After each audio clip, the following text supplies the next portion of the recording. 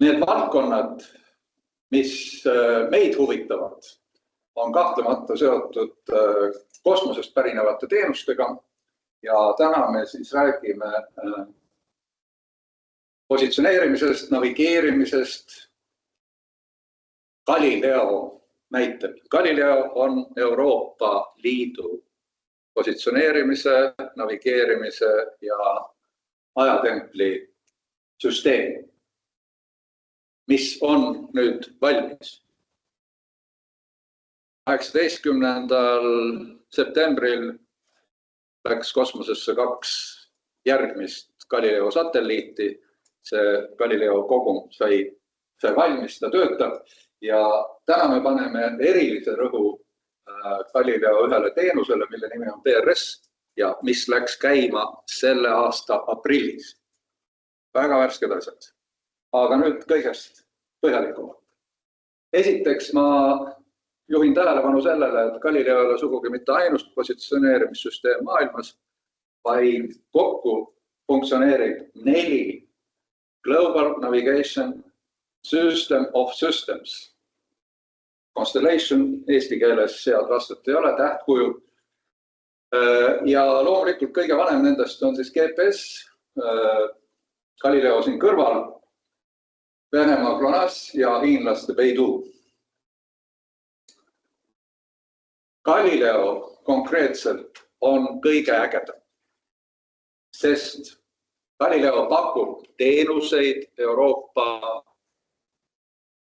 Liidu liikmesriikidele, aga muidugi ka kogu maailmale. Aga see, millest me täna räägime, lisaks siis kõigile nendele kõigile avatud teenustele, on avalikult reguleeritud teenus, mis on avatud 27 Euroopa Liidu liikmesriigile. Aga need teised teenused on jah kõik kättesaadavad ja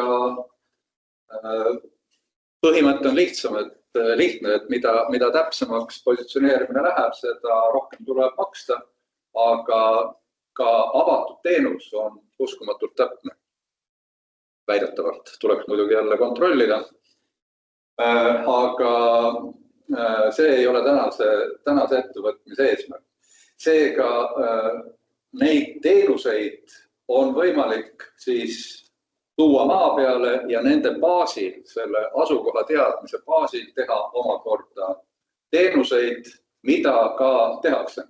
Aga veel lisaks siis kogu maailmas toimuvast süsteemist on ka eraldi süsteemid Jaapanis ja Indias, mis kasutavad ka maapealset jaamu, mis on küll lokaalse tähtsusega. Ajaloost GPS-i mõtlesid välja ameeriklased ja mõtlesid välja sellepärast, et olla militaarselt innovatiivsed. Aastal 1983 Nõukogude Liit lasi alla Lõuna-Korea lennuki, mis kaldus kursist kõrvale. Ja sellest sündmusest initsieerituna president Reagan tegi GPS-i avalikuks.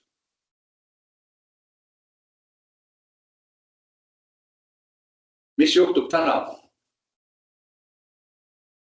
Täna juhtub see, et meie idanaaber kasutab oma võimekust segada GPS-i signaali Ida-Euroopas, mis on muutunud sõjaliseks relvaks. Ja sellele on võimalik vastu seista ja vastu seista loomulikult selle sama PRS-i abil. Aga tulles kodumaale lähemale, Eesti ettevõtted ei ole sugugi mitte maganud ega oodanud seda tänast seminari, sest GPS on 83. aastast avalik kogu maailmas. Eesti ettevõtted hakkasid rakendusi tegema kohe, kui uus aeg pihta hakkas ja siin on toodud valik neid ettevõtteid, kes on teemaga tegelenud. Minge nende lehtedele, vaadake, mida nad suudavad, mida nad on teinud ja neid on vähemalt kusagil 10 kandis, mida meie suutsime üles otsida. Kindlasti on neid rohkem. Aga Lisaks on positsioneerimise teenus oluliselt laiem kui see, mis tuleb taevast. Ehk siis on oluline positsioneerida täpselt asukohta teada geodeesias ja meil on ettevõtted, kes siis tegelevad maapealse täpsustusvõrgu abil väga täpse kuni 1 sentimeeter ja võib-olla veel täpsema positsioneerimisega nii geodeesia kui põllumajanduse jaoks. Ja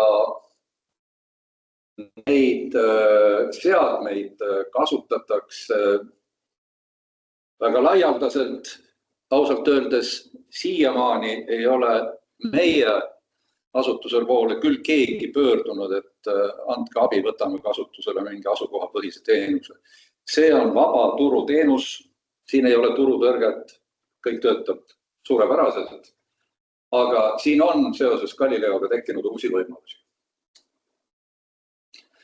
Meil on täna 2 välisesinejat Euroopa Liidu kosmoseprogrammi ametist, see on eesti keeles.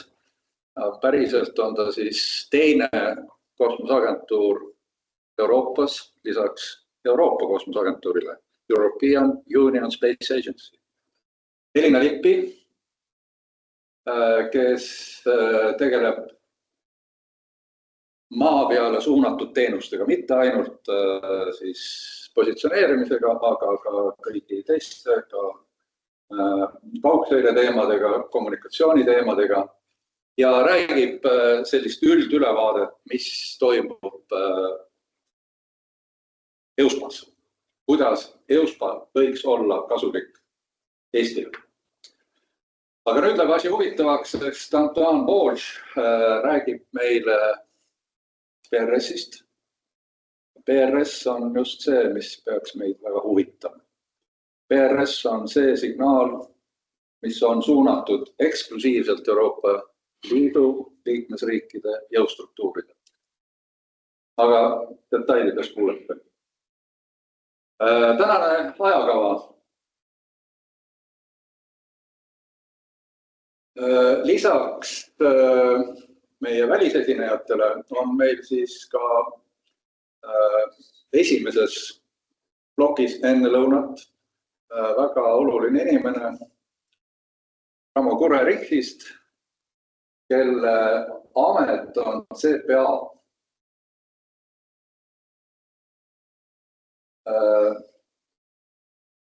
CPA on siis selline isik, kes sisuliselt kogu seda PRS asja koordineerib. Ilma tema loata ei juhtu siin Eestis mitte midagi. Aga Nortal on siin meie hea naaber ja nemad tegelevad tarkvaraarenduse maailmas kõigega, aga tahavad rääkida ka sellest, kuidas nad näevad perspektiivi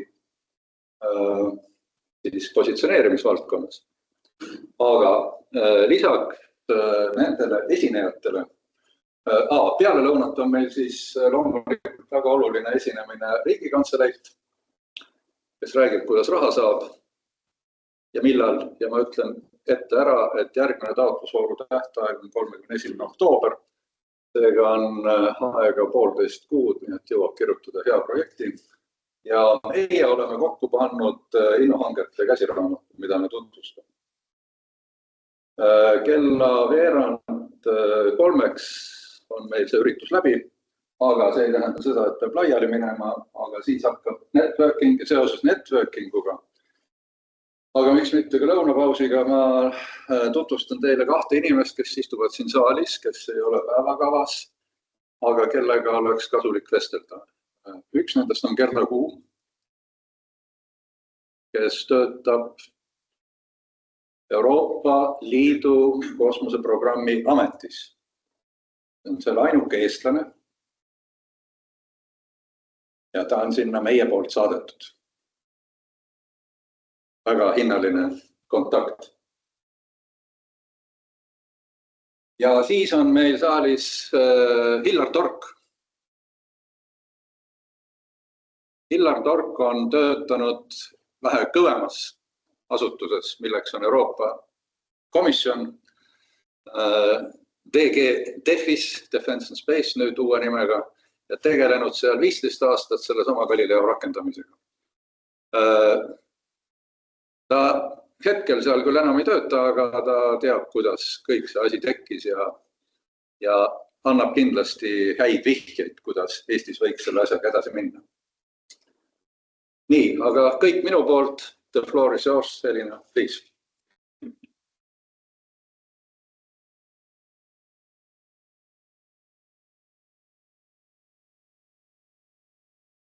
Good morning. My name is Elena Lippi. Thank you for the nice introduction, and thank you for inviting me and my colleague from USPA to attend this meeting.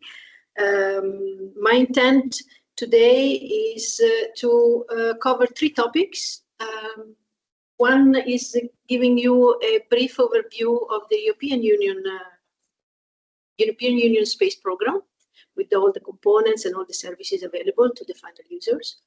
The second topic is I would like to introduce you an initiative that we are launching related to a network of users for governmental users. And the third topic I would like to cover is funding opportunities in the area of Galileo, which are currently available to the community, and also a brief overview of the upcoming future calls. So first, a few words about USPA. USPA mission. So we had already an introduction of the agency, but in principle, our mission has been increased over time. And we are an agency of the European Union, and we cover 3 main areas of interest: the exploitation of all the components, all the programs that we have in the program portfolio, meaning Galileo, EGNOS, Gov.com, the upcoming IRIS2, and space surveillance and tracking front desk. We have a responsibility in the area of security. We are. Thank you. Some adjustment, technical adjustment. So we are responsible for security accreditation of all the space components. This is a major responsibility for our agency. And the third area is we are involved, of course, in promoting the adoption and the market, utilizing all the services that we are available in our space program. The European Space Program, as you know, has been approved for 7 years, from 21 to 27 at the level of Union, and currently is covering different components. You see in the slides all the components currently available. EGNOS, which is an augmented system of the GNSS systems. Galileo, our European Union positioning system. Copernicus, which is our contribution to the overall Earth observation program. Copernicus has different layer of system. Is using space systems, so the Sentinel fleet, and also in situ system. So it's used different type of technology to collect data and make them available for environmental monitoring of environmental situation. Another component is Gov.com. Gov.com he aims at providing secure communication for European institution, public organization, and governmental actors. Is in the making, is a program that has started quite recently. We are at the stage of deploying a hub, which will be the first ground network to provide an initial set of services to the governmental users. The next upcoming big flagship will be IRIS2. Also, this one is a component that is a program that is in the making. It will be a major new constellation which will provide again secure connectivity also to private, public and private entities. And the last component is the space situational awareness, SSA, for which we are contributing with the front desk, which is currently has been deployed since a couple of years at the Galileo Service Center in Spain. Now I would like to get more into for each component, we have a set of services which are available to the user community. I will briefly go through all of them, starting with EGNOS. EGNOS provides an open service it's free of charge, so it's available. It has been developed for critical situation. Basically, is a system. It's a quite articulated ground segment, which is augmenting the GNSS services, the GNSS signal. It has been accredited for aviation since 2011, and slowly is becoming more and more available for other type of market critical activity. The second service that EGNOS provides is the so-called ESMAS, Safety of Life Assisted Service for Maritime Users. In this case, it's a service that helps the operation in the maritime domain, operation for entry, approaching harbor, entering in the harbor, and positioning the vessels. A third service is the Safety of Life service. This is providing a high-level integrity to the users, again, where safety is critical, and is used in civil aviation and is compliant with ICAO standard.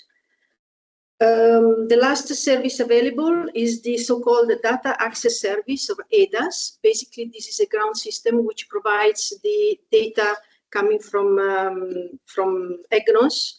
The augmented signal is provided via ground, internet ground station, so the users can receive it on ground and not from space. The next set of services are related to the Galileo system. I think this is more the topic of this, for more interest for this meeting today. So we'll go a little bit more in detail. Galileo is providing all these set of services, which first I will go from the left to the right. The first one is the open service. Open service is free of charge to all the users, and is giving positioning and timing services to the user by means of a receiver. It has been quite substantially adopted, for example, in your mobile phones. Maybe you're not aware, but most of all the manufacturers of mobile phones, especially in Europe, have a chip which can communicate, receive data from Galileo. We are reaching 4 million of devices which are using Galileo, so it's quite an impressive number. In the making, you probably are familiar with the upgrade of the open service, which we call it the OSNMA. OSNMA is a function which authenticates the signal coming from the Galileo satellite. We have heard already that there are major issues currently regarding spoofing and jamming on the signal of Galileo. OSNMA will be one of the solution or services which will ensure that the signal that the final user will receive is authentic, so it's coming from the satellite, and it has not been hijacked by or distorted by hackers.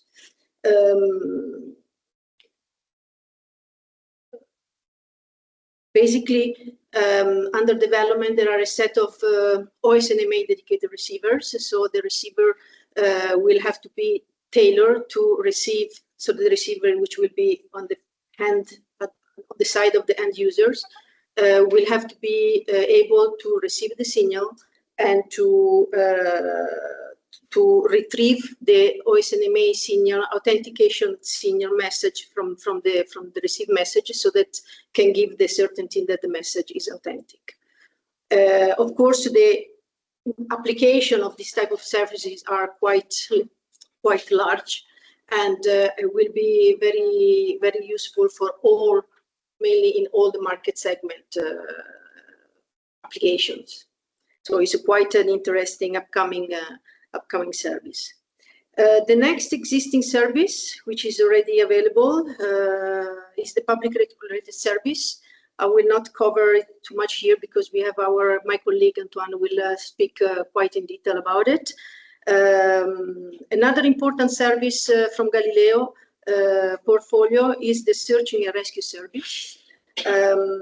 Basically, we are, as part of the COSPAR and SARSAT program, Europe is contributing with the European Union is contributing with what we call the search and rescue system, which is basically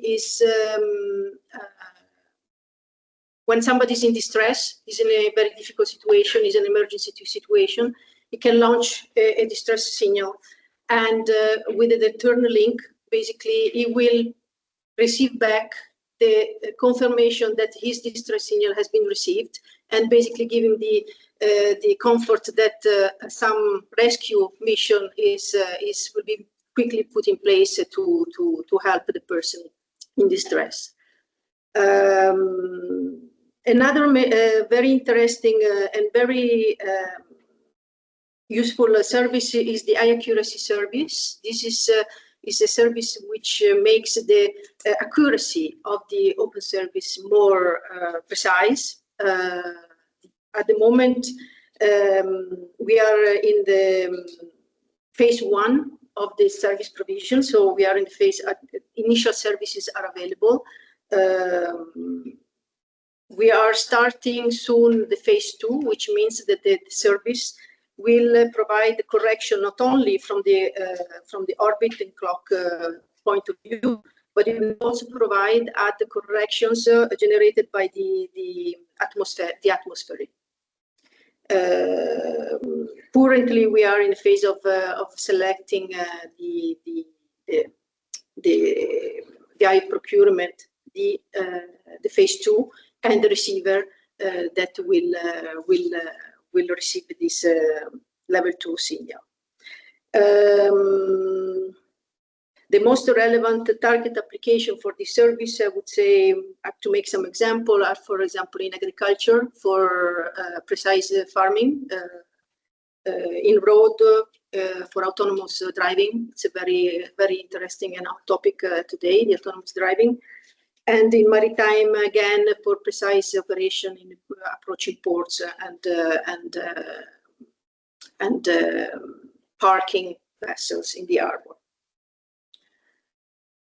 In the making, so services that are not yet available, but they are in development and they will be available in the next years. We have the emergency warning satellite service, which basically it's an additional layer of a warning system that the national authority can use at their will to inform the population about upcoming situation, upcoming emergency or alert system.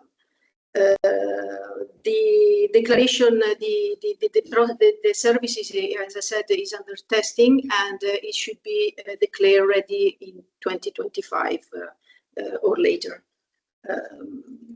Last but not least, we have this commercial authentication service, so-called CAS, which will deliver again authentication service on the received message from Galileo. So it's very similar to OSNMA, but in this case, it will be made available for commercial use.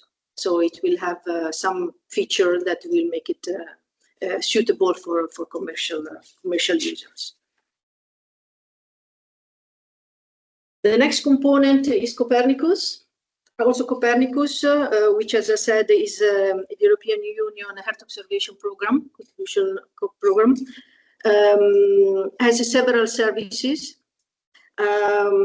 services which are covering basically many different areas, atmosphere, maritime, land, climate change, security, and emergency. I will not go into detail of this, otherwise I will spend too much time for questions, but if you're interested, we have a very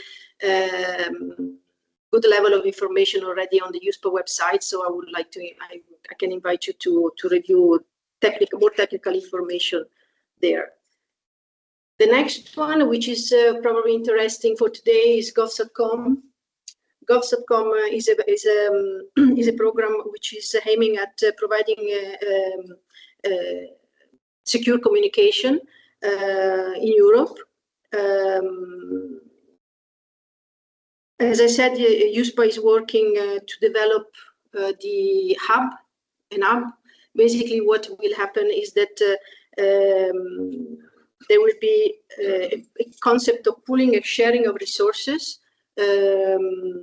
which means that we will pool, the hub will be able to pool resources, communication resources from public and private operator, satellite operator, and will make them available on demand to the, so on a sharing concept of tokens, we make it available to the user, governmental user community.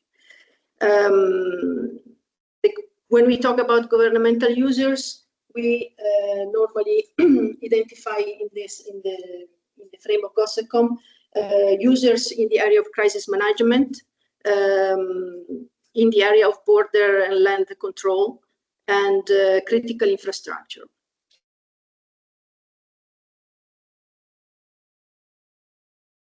The next component, as I said, is in the making, is IRIS2.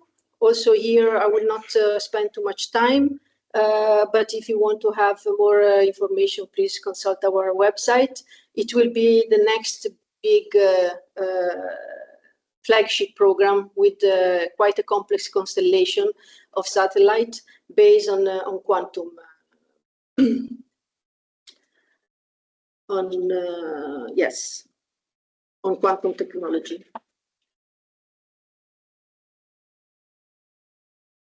The last component that we have, as I said, is the SSA, and also here we have a specific task for USPA, which is the management of the help desk, of the front desk of this surveillance and tracking system. This service basically is providing space services in three main areas. One is the collision avoidance, so it will track space objects that are rotating around the Earth, and assess the risk of potential collision between objects. The second service is the re-entry analysis. So all these objects have a decaying orbit normally, especially if they are located in LEO orbit. So they will sooner or later re-enter the atmosphere. So we need to understand the re-entry dynamics of this object to avoid damages of properties or people hurt. It happened already in the past that we had some major re-entry with some issues. And the last service is the fragmentation analysis. Again, once you have two objects in space that they are colliding, you will have a lot of fragments, a lot of small or big pieces which are starting to float with different dynamics in space. Also this one needs, they need to be monitored and detected for any risk. So this covers a little bit, in a nutshell, very quick nutshell, the services offered. Now I would like to cover an opportunity, a new initiative that we are offering to governmental users, which we call the network, GovSatcom network of users. What is this? What will be this network? This network will be dedicated to eligible users, governmental users, in the area of three main market segments. So for critical infrastructure, emergency management and humanitarian aid, and the third one is security sector. Basically, the network of users will offer you the possibility, will offer the eligible user the possibility to subscribe to an online platform and become part of a community where we will use to collect the requirement from the user community that we need to maybe develop future services more tailored to the needs of the community. We will organize thematic workshop. We will organize meetings where we'll exchange best practices or lesson learned for the specific market segment.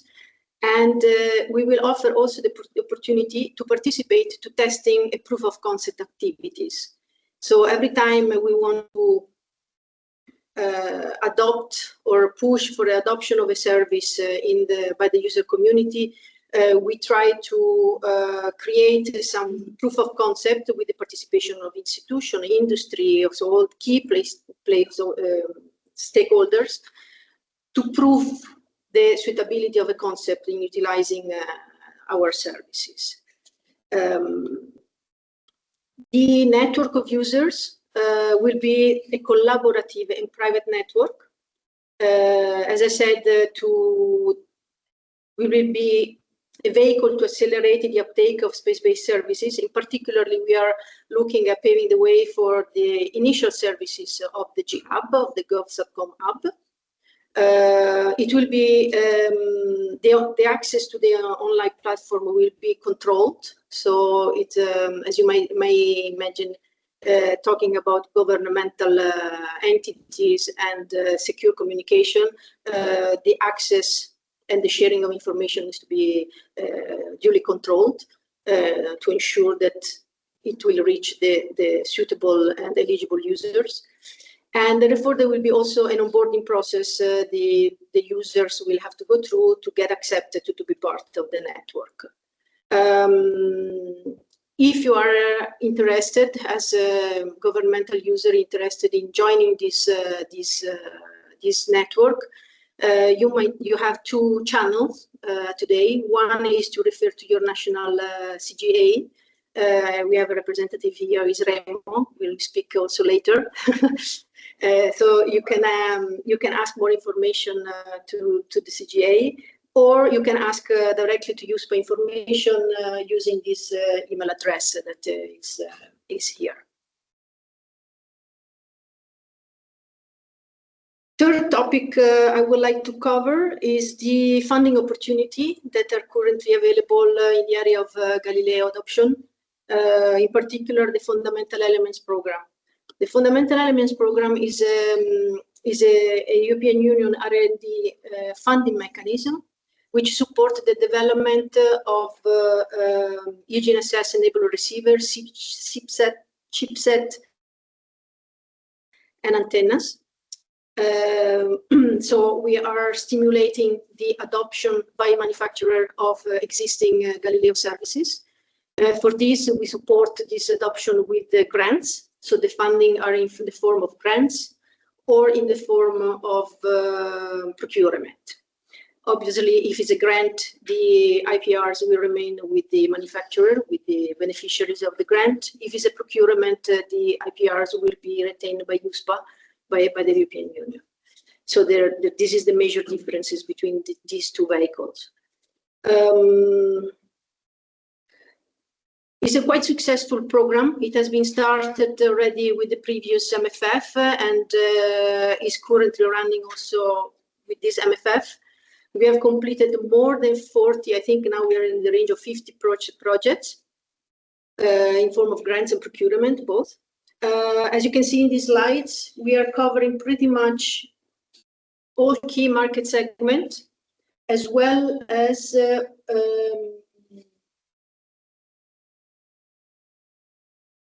Galileo services available. So we have, I don't have here a list of receivers that has been developed and that are available to the community, but if you go on the USPA website again, you will find the list of receivers that are enabling the use of specific services. I'm talking about ASO, CNMA, or timing services, and they are available on the market. We still have some ongoing project because we regularly have calls It's ongoing. We have 11 projects at the moment, 11 grants in this major market area: consumer solution, aviation and maritime, transversal technology in space. Again, if you are interested in having more detail on each specific project to understand a little bit the nature of the scope of the grants that we are offering, on the USPA website you have a dedicated section dedicated to fundamental element with all the project portfolio, and each project is described there so that you can get a flavor of what the work entitles. Currently, we have 2 funding opportunities open, which means that we have 2 calls open for proposals. One, unfortunately, is expiring quite soon on the 27th of September, is in the area of maritime, and we are supporting grants, up to 2 grants for the development of receiver using us for maritime market segment. And the result which we are aiming is the development and testing of a receiver which should reach RTL 7, so should be at least at the level of a prototype. The second opportunity, which is a little bit expiring a little bit with a little bit more time, on the 28th of October, again is a grant opportunity for the development of a Galileo timing receivers, implementing the CAN Senelec standard. So here the requirement is that the receiver should implement the current existing standard in the area of timing services. And again here the requirement is the development, testing and demonstration of a receiver. Thank you. Of a receiver implementing timing services. I can, is not in the slides, but I would like also to share with you future topic that we are in work that will come in possibly within next year about future calls. One will be in the area of the FMC, so dual frequency multi-constellation receivers to be used in the civil aviation. The second one is more related to maritime, so it will be, and the SAR services, so it will be the development of beacon, of a system, of a beacon system that will extend the Galileo return link features, so again for people in distress. And the third opportunities will be the development of receiver implementing low power senior for G2G constellation, which will be the future evolution of Galileo system. With this, I would like to conclude with again reference to our website. We are constantly regularly publishing funding opportunities, so you're invited to regularly look at the USPA website. In particular, there is a section dedicated to opportunities and grants, and there we have all the grants open for applications. And with this, I conclude my presentation, and I'm open for questions. There's a lot of information. Thank you.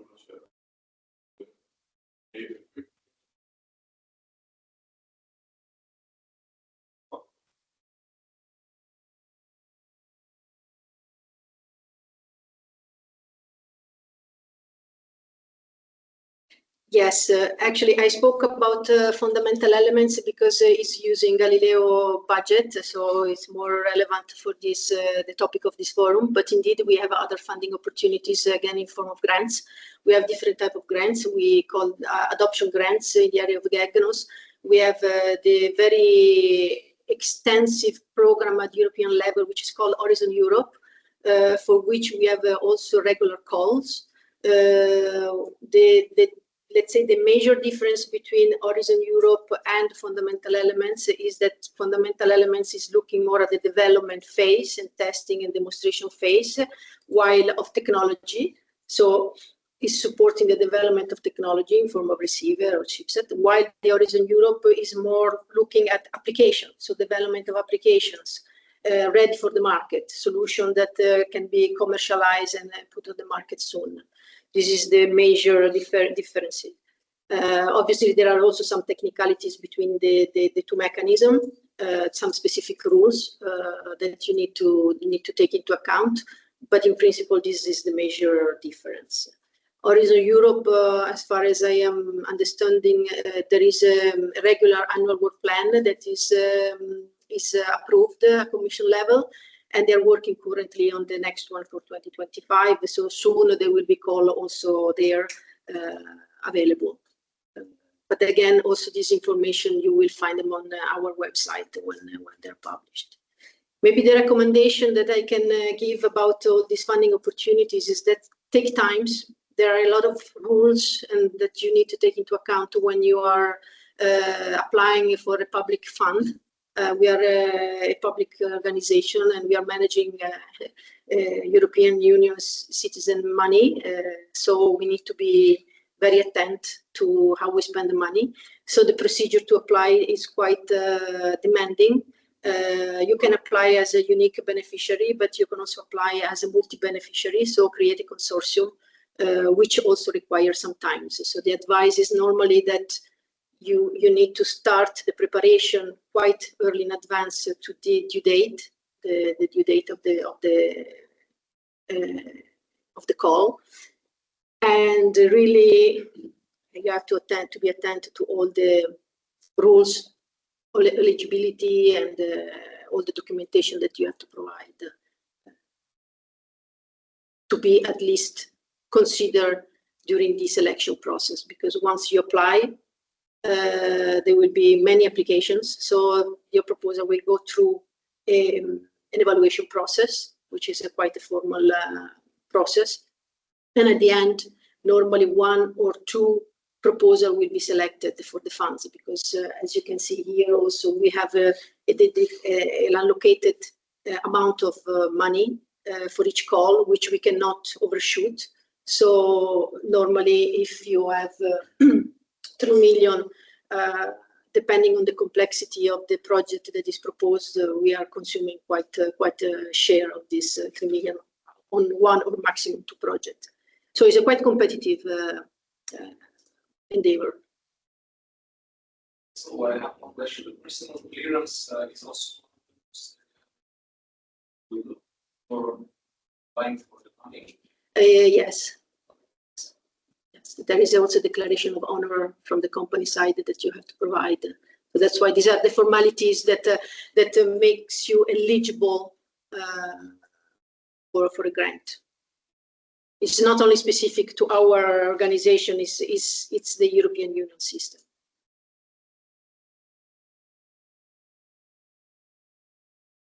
Any other questions? So do you collaborate somehow with the EU semiconductor lines? So it's different section, but you are somehow with whom? Sorry. EU semiconductor lines. We don't. We are not sister, if you want. I cannot tell you if you collaborate because it's a very specific perimeter that they are covering. I can provide you the answer offline.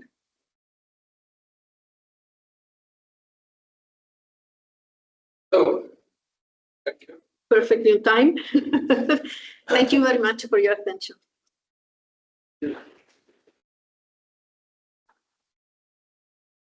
Thank you very much. And for close.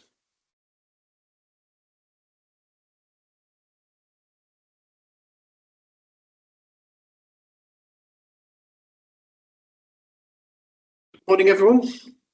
Nice to see people here in the room. Nice to see people also online. I'm here to talk about the public regulated service, which is one of the services which Elena referred to earlier, one of the services for the Galileo network. And I know that some of you are familiar with Galileo, and we've just heard a little bit of information from Elena. But I'd like to take the time to make sure that we're all talking about the same thing, we're all understanding the same thing, and we all mean the same thing. So bear with me if this might be perhaps a little bit too simple, perhaps at first. Now, in my case, unlike Elena, I'm just talking about one simple thing. I'm just talking about one of the services, which is coming from one of the components, from the many components which we have at the agency. And Galileo itself, which is one of Europe's flagship projects, Galileo is a navigation system. So the easiest way to explain it would be to call it a European GPS, because that is frankly what it is. There is, however, a difference between something like GPS and Galileo. So we saw earlier in the presentation, so the Chinese have their own system, they do, the Russians have their own system, GLONASS. But the key distinction between what Europe does and what the others do is that everyone else controls their systems through their own military. So America, GPS, that is a military system. Same thing with the Russians and the Chinese. In Europe, however, this is a civilian project. It's run by the European Union. It's run by a non-military organization, which means that while there might be a military reason to restrict some things or to allow some other things with the other systems, that is not the case here in Europe. This is a civilian system and it is under civilian control. Now, why do we need this? Because we all are familiar with GPS. We all call it GPS, even though, as Elena pointed out, maybe on our phone we already are using Galileo to navigate to the supermarket. But we say, I'll just use GPS and I can find my way. That is the word that we use. So why did we need one here in Europe? And the fact is that it's important and it is interesting to have an independent way to be able to fly our aircraft, navigate on sea or on land, and have something which is wholly within our own control. And as Elena mentioned earlier, these systems and all of these EU systems are available because they are paid for by the EU, which is to say from the EU budget, which is another way of saying from your own taxpayers' money, in other words, of course. And this, in a nutshell, is what Galileo is. It is a free-to-use satellite navigation service designed by Europe and outside of military control. And there are many services involved, search and rescue being one of them, as Elena described earlier. There is the obvious open service one available on our phones most of the time. There's things like services for authentication, a number of different services, one of which, however, is the one I am here to talk about, which is the PRS, the Public Regulated Service, PRS. Now, this is an encrypted service. It is a signal that uses high-end cryptography to make sure that the only people, the only users that can benefit from the service are the ones who have the appropriate keys to unlock the signal. You can't just go out and buy a device somewhere in a shop which will allow you to suddenly be using PRS. It doesn't work like that. You need a bit more technology, and there's a full infrastructure behind all of this, which I'm going to explain in a few minutes. The PRS itself offers an authenticated and a trusted position, velocity also, and timing service. And the key advantages to this are that it is resilient to jamming and to spoofing, which means that it can work in situations where jammers are being deployed. So some of you might have heard or might have read stories in the news about how people use jammers to prevent signals from being used properly. Perhaps one of the most common examples in Europe is where truck drivers, where they're driving a truck, which is part of a fleet, which is being monitored usually through some kind of satellite navigation service. And they would want to make an unscheduled stop, maybe because they're tired, maybe because they want to go and meet the mistress, maybe because of any number of other reasons. And so they would jam the signal on their own truck so that the device on the truck can't receive the satellite signal and it can't show that actually they're somewhere else rather than where they're supposed to be. These kind of things are available on eBay. They're available for something like 20, 30 euros on eBay. So they're easy to have. But the thing is, if you happen to be in the car driving next to this truck, which has a jammer, and that jammer is powerful enough, therefore, to affect also you, you're just 2 meters away, suddenly you think you're going to the supermarket, and actually you're going to go and visit your mother-in-law because it's going in a completely wrong different direction. So this is a problem, because it's one thing if you're going to the supermarket, but it's another thing if you're doing something serious, like say flying an aircraft full of people. That is a big problem over there, if the pilot doesn't know where he's supposed to be going, because he can't rely on his systems. And so PRS is a bit more resilient to jamming than the standard free-to-air service. Spoofing, that's what was jamming, which is to say the ability to jam, to prevent the signal from reaching the receiver, or reaching the device. Spoofing, on the other hand, is when someone tries to broadcast on exactly the same frequency to pretend to be whatever the source is.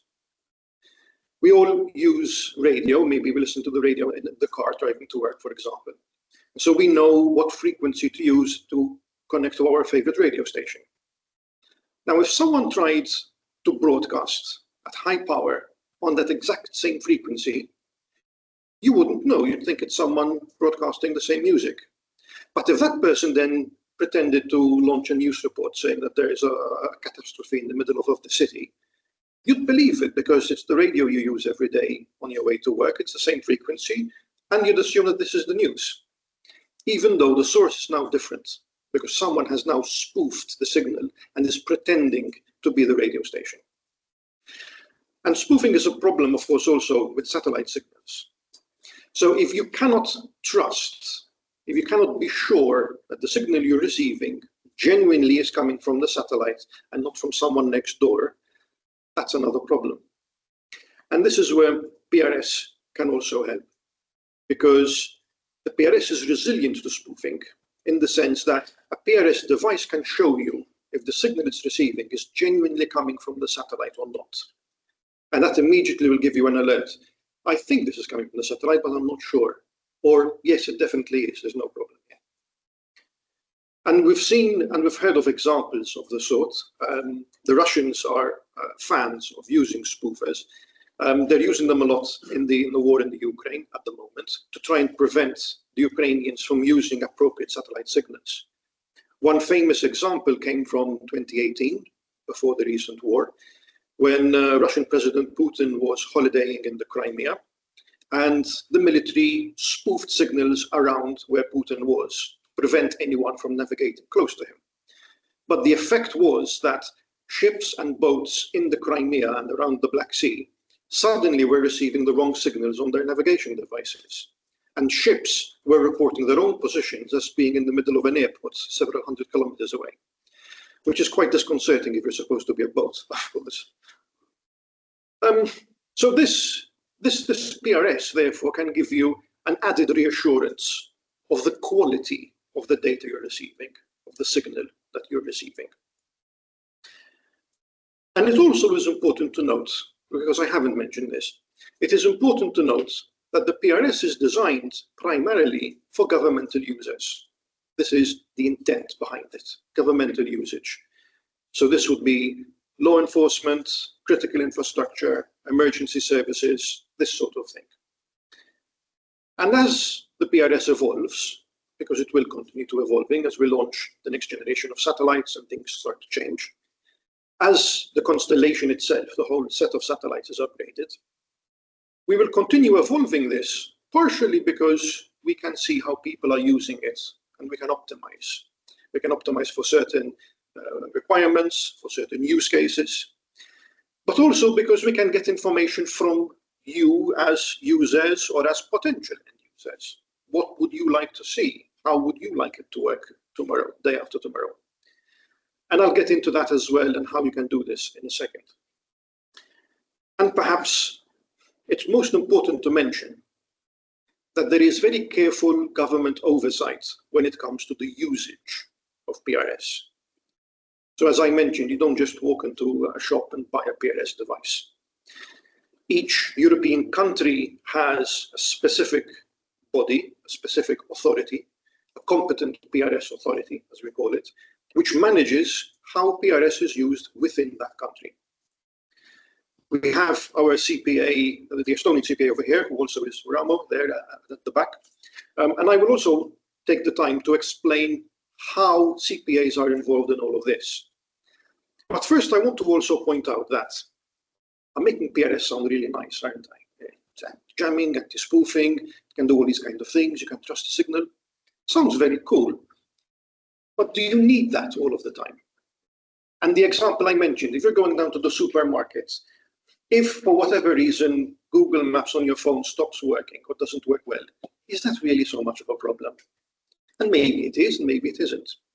But the thing is, there is a cost, like with everything else. There is a cost for more advanced technology.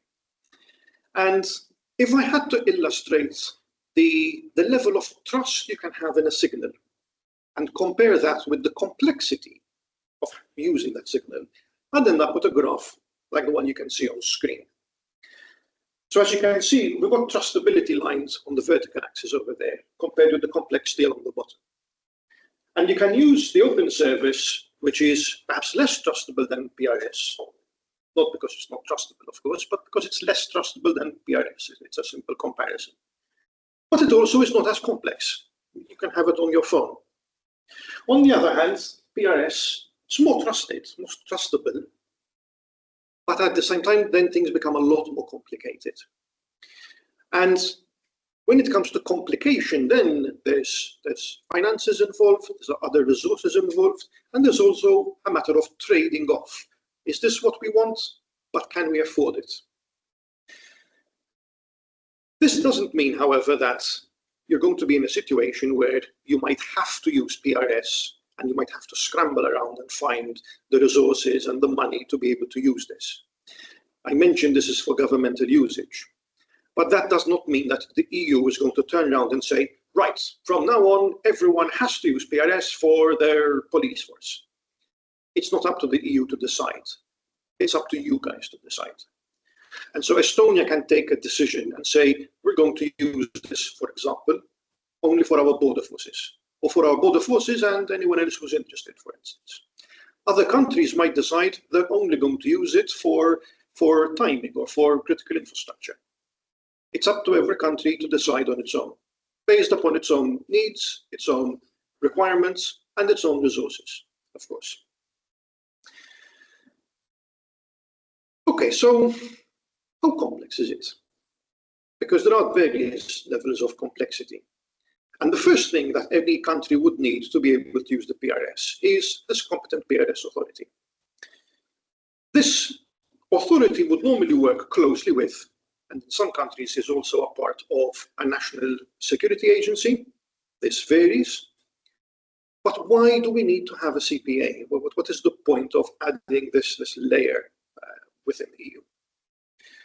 But the thing is, there is a very simple reason for doing this. Given the very sensitive nature of PRS, we're talking about a secured system.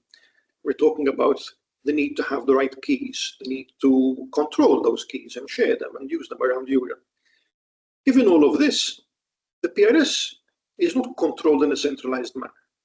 It is a matter of, as I said, it's not a matter of the EU deciding whether you should or should not use the PRS.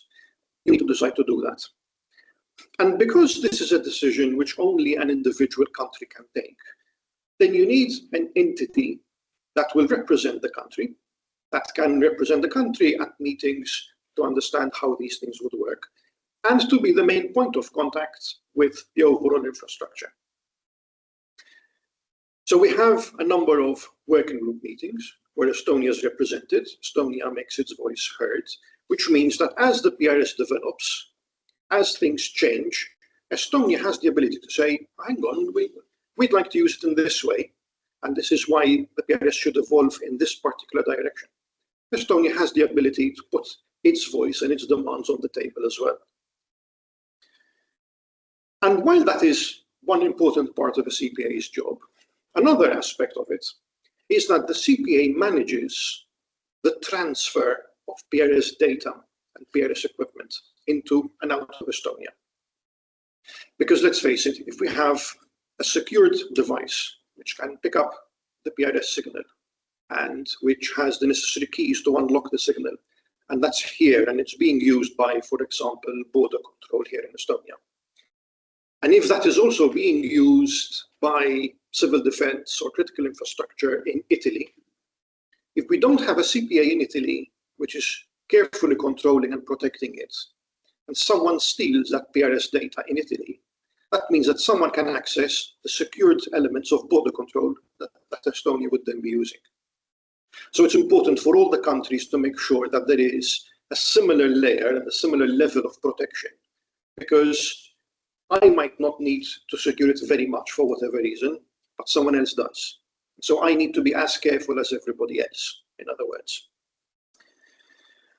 And this is the role of a CPA in a nutshell. But I'd like to take the opportunity to explain how the whole infrastructure works. And so I have a scary slide here with an image about how the whole thing works. And it looks complicated, but it really isn't. So starting from the left-hand side, we have an end user. We have, for example, border control. So border control say, right, I've just bought myself a new receiver. Now I need the key. I need the key to be able to unlock the signal. So the end user passes its PRS request to its point of contact, which is the CPA. Border control picks up the phone, calls the CPA and says, look, I've bought a receiver, serial number 123, and I'd like a key for it, if that's okay. So the CPA says, right, sure, of course, I need to do this. So the CPA then sends its request, its PRS orders, to our security monitoring center, our Galileo Security Monitoring Center, GSMC. And the GSMC handles this order. It passes the order on to the control centers, the Galileo control centers on the right-hand side of the slide. So the control centers then produce and share the keys back with our security center. They communicate with the satellites to let the satellites know there's a new receiver available which is going to be using PRS.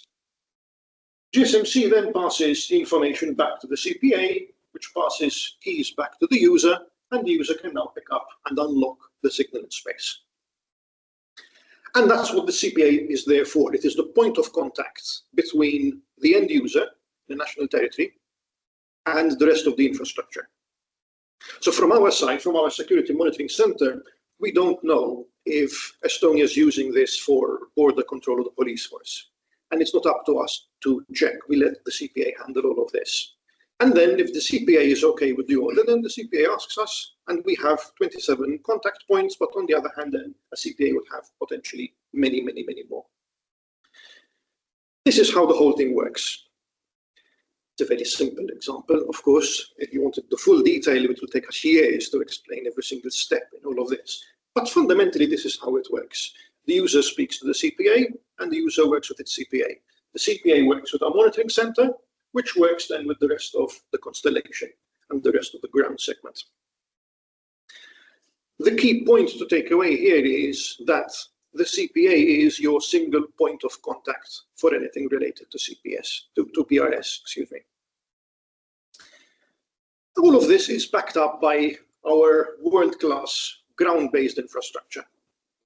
I mentioned the security monitoring center that's installed inside a military base outside Paris in Saint-Germain, and they have a sister site outside Madrid. We have two control centers, one in Italy in Fucino and the other one in Darmstadt in Germany.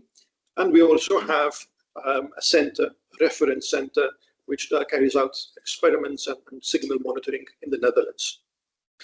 We also have other offices, because then there are people like Ellen and myself who unfortunately spend too much time on paperwork.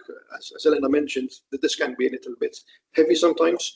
We're based in Prague, and we also have satellite offices in Toulouse and in Brussels. As the agency, we're here to support the user communities. So from the PRS point of view, this means the CPAs and the user communities. And we call all of this the user segment. There's the space segment, the bits of the satellites trying to space. There's the ground segment, which is the bits bolted to the ground. And then there's the user segment, as we call it. Now, as I mentioned, we're not here, and Europe is not here to impose use of PRS anywhere. And I said that this is something which you guys would decide. How do you want to use it and where do you want to use it? But that doesn't mean that we just say, okay, you decide, we don't care, you decide. You come call us whenever you're ready. We don't do that. We're here to help you. We're here to provide support. We're here to explain what other countries have done, which may or may not be interesting for you as well. We're here to support the CPAs in their decision-making as much as we can. And so now that I've spoken about the way the whole system works, I'd now like to turn my attention to the technical conditions around having a CPA and using the PRS. So I've mentioned that the CPA is perhaps the most important national actor in all of this. They are the ones who manage the keys. They are the ones responsible for monitoring how the PRS is being used at a national level. And this information is usually classified information, and the CPA uses secured facilities to store all of this information and to handle the keys. So if Estonia was a country which did not have a CPA yet, I would say at this point, therefore, if you want to have a CPA, you need to make sure you have the facilities for it, you have the right kind of building and the right kind of equipment available. In your case, you already have a CPA. So some things are already here. I'm sure Rama would like to have more. I'm sure there's always scope, of course, to improve things. The CPA needs all of this equipment and infrastructure because they need to be able to get the keys from the GSMC. So if I go back a couple of slides, the PRS point of contact, the CPA needs to be able to send orders to the Security Monitoring Center and receive that reply. And that is not just a matter of sending an email or a quick phone call. Over there, it is possible, if we wanted to grab your receiver, book a flight, go to Paris, book a taxi, get stuck in a strike, go all the way into the Security Monitoring Center, get your keys, and do the same thing in reverse and come back home. That's always possible, but highly inefficient, obviously. And so you could also have a terminal installed at your premises, which would allow you to get keys here directly in Estonia. I know this is something which, if I'm not mistaken, is already being worked on over here. This terminal, this GRON terminal, as we call it, this is a little project where we're rolling out connections, direct connections with our Security Monitoring Center and the individual member states to make things simpler, of course. You can then, almost as easily as receiving an email, get whatever keys you need locally. Okay, so Galileo, satellite navigation, one service, PRS, complicated, but it's also, of course, trustworthy, spoofing and jamming. I've mentioned all the right keywords so far. I've done all the right things up until now. Which means that if you have all of this thing in place, an end user can now take a receiver. It can get its key from the CPA, and it can start using the PRS. Okay, good. But what do I mean when I say potential users? Because I used the next few examples. I said border control, civil protection, critical infrastructure. What exactly am I talking about over here? And this is a question which many EU countries have, and they're asking themselves, should we use it for this or should we use it for that? Would it be easier or would it be better? If we had to use it for police, would it be like a handheld device, or how big are the devices, and how do we make this work? And everyone asks themselves these kind of questions. So it's interesting to look at what other countries have done already, or what they're doing, or what they're thinking of, because that's always an interesting starting point. And while what I'm about to show you is something that has or is being considered, it doesn't mean it's necessarily very relevant for Estonia, or maybe it is unbelievably relevant for Estonia. It will depend on your own needs and how you intend to use the PRS. So I'll start with a list of grants which we issued several years ago. So we decided that it would make sense to launch a few grants, similar to the grants Elena was talking about earlier, but grants just for PRS, to be able to run joint test activities. And we had 3 different consortia. consortia made up of different member states, which got together to do different things together. This was, in many cases, this was the very first time that some of these member states used the PRS. So for them, it was a learning experience literally from the very beginning, because they had never done this before. We launched these grants, I think we launched the call for the grants in 2016, I think, if memory serves. And the intent really was, we wanted to put some money on the table to be able to tell member states, look, here's some money over here. What would you like to do with it to see how you could use PRS? And that's an interesting sort of thing to do. And the three consortia that got funding, so 3PFD, Guinea, and Petrus, these are countries which got together based around a collective series of common interests. They wanted to do the same sort of things. It's why, for example, Poland didn't join 3PFD. There were other things that they were interested in doing separately. And what they did was, going through the list in order, so 3PFD, which was a consortium led by Belgium, they also used, apart from the CPAs of these countries, they also used the Belgian Navy and Army, German civil defense, and also Belgian and Swedish industry to carry out certain tests. And what they wanted to understand was, okay, if we're using the PRS, are there any limitations? Is there something we should be looking at? And so how would this work if we had to use the PRS on a road vehicle, in a car, for example, which is going around an urban environment? Or what if we wanted to put this on a boat and have the boat go around the English Channel? How would this work? Would it do what we think it's going to do? They were interested in understanding all of this and understanding what would happen if take a simple example, if we put the device on a boat and then the boat is hijacked, can we prevent the PRS from being used over there? How would that work? So the member states got together, and the first thing that they realized was, okay, we need to use our CPA to ask for the keys. How do we ask for the keys? What do we do? We've never done this before. And in some cases, they had procedures in place. But since they'd never done this before, this was an excellent opportunity for them to test how this sort of thing happens. What do we need to do? How do we contact the GSMC? How do we get the keys back? This project, therefore, focused on the boundaries of PRS and how it can be used. The next one was the GIMI project led by Poland, which has just finished recently. And their prime concern was to monitor and track interference along the EU's external borders. They wanted to understand what level of interference they can expect along external borders. So at the time, this was pre the Ukraine invasion, no one was openly saying, because we don't trust the Russians. But there was an element of, what if our neighbors are doing something which we don't want them to do? How bad is the interference over there? And is PRS good enough for that sort of thing? Or do we need to change something, perhaps? And lastly, then, there's the Petrus consortium led by France.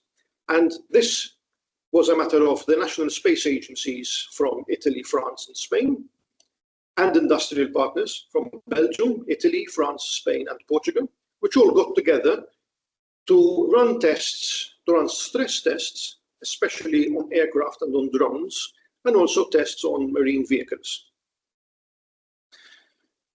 I can go through a couple more details of what they were doing. Some of this information is classified, some of the information is available and can be shared through the network of CPAs, if that's interesting. But what are we going to be doing next? So as I mentioned, the main benefits is that, number one, the member states used PRS possibly for the first time, which means they understood what it meant to go from talking about the PRS to actually getting their hands dirty. What does it mean to get a key? And when they realized that their procedures were in some cases perhaps too lengthy or unnecessary, they've optimized. That was a good thing. So the effect of our funding them was that they improved the way that they worked, and they're ready to be more operational. That is a huge benefit. Secondly, the interaction between CPAs and the program also improved, which is also a good thing. And it's led to improvements on our side. how we handle things on our side, our own processes and procedures. And we're interested in doing more of this. And so we are in the process of launching some more grants. So we launched a grant, which we're in the middle of evaluating for testing related to the PRS, and that is just for the member states, for the CPAs. We have currently another grant which is open for PRS applications. If someone can come up with a good idea and a proof of concept, we're prepared to fund it. That will close on the 8th of October, so the deadline is coming up. But we also realize that funding CPAs who may or may not pull in industry together as well and other interested partners, funding the CPAs to come up with these kind of ideas is a good thing. And so, born from the idea of all of that, we came up with Project Phoenix, which is the next round of grants which we're going to run. This is about to be launched, probably Q1 of next year. And our intent is to sign 7-year contracts with different consortia to be able to say, look, we're going to have more grants upcoming as soon as the funding is available. And the intent is always to provide a consortium of member states, because the CPAs must be involved, of course, if you're using PRS. So the CPAs and industry and their national administrations. For example, a country could say, we think this might be interesting for border control, for example. So if we participate in the Phoenix project, we can get some money. We need help from the border control people, because as a CPA, I'm not an expert on border. So we'll involve the border control people. We can involve someone from industry for research and development, for example. And we can run a few tests to see if this makes sense for us or not. So the funding is there on the table for you to experiment with your own ideas, quite frankly. Obviously, it's up to Estonia as a country to decide if it wants to participate. That is a matter of your own capacity and your own needs. Some countries do participate, some countries don't. From our own experience, we see that the more people understand or use PRS, the more interested they're in it, because of course they are there. It takes a bit of a push to get started, and sometimes these grants can be an excellent way of getting started as well. So is this it? Is it just a matter of these kind of grants? What other kind of ideas are there? What are other people doing, or what are they thinking of for the PRS? So the other ideas we've seen that people have openly spoken about, and which I can therefore share over here. Number one, the Netherlands. So the Netherlands, as we all know, is a country which is largely below sea level. They have a large number of dams, and they have a large number of control interfaces monitoring the water level based upon the tide to know when to open and close the different locks and dams and so on. And these sluices which control the dams, this is critical infrastructure for the Netherlands. Something goes wrong over there, there's something like, I think it's about 40% of the country which could be flooded if something goes wrong over there. That's a huge piece of critical infrastructure. And they're interested in using PRS to be able to rely on an authenticated signal, which also provides an authenticated and precise time, in other words, to be able to control these sluices. Right now, there's a very complex equation which is based upon the current time of day, the position of the moon, and a number of other aspects. If they can rely on one single item, which is a precise and accurate time, that would improve things for them considerably. Italy, primarily focused on civil defense. Italy is interested in using the PRS because they are in an earthquake zone, so they always have instances every couple of years of an earthquake or a volcanic explosion, which requires civil defense to be deployed. And they also have a large number of layers of different points for different layers of police forces. There's the Carabinieri, the Guardia di Finanza, different layers at a regional level as well. And they need a single, simple way to be able to coordinate with each other, to share positioning information, to share reliable information about what's going on and what they would need to do. And they're looking at using PRS as an enabler to be able to connect the different police forces and the regional forces as well. And almost everyone I speak to is interested in using PRS for border control. most especially with land borders, maybe not so much for sea borders, which are different and are ruled and regulated in a different way. But this is what we see. When you speak to people, these are the kind of messages that we hear. Okay, so PRS, what it is, you've got a CPA sitting over there at the back. If you have any questions for him, we can ask him later. These are the different use cases for it, and this is how it works. Which means my job for today is done, I think. Thank you very much for listening.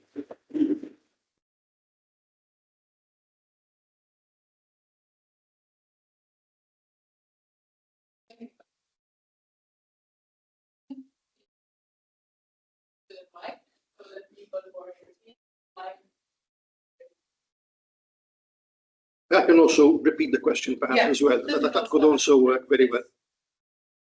Very good. Hello.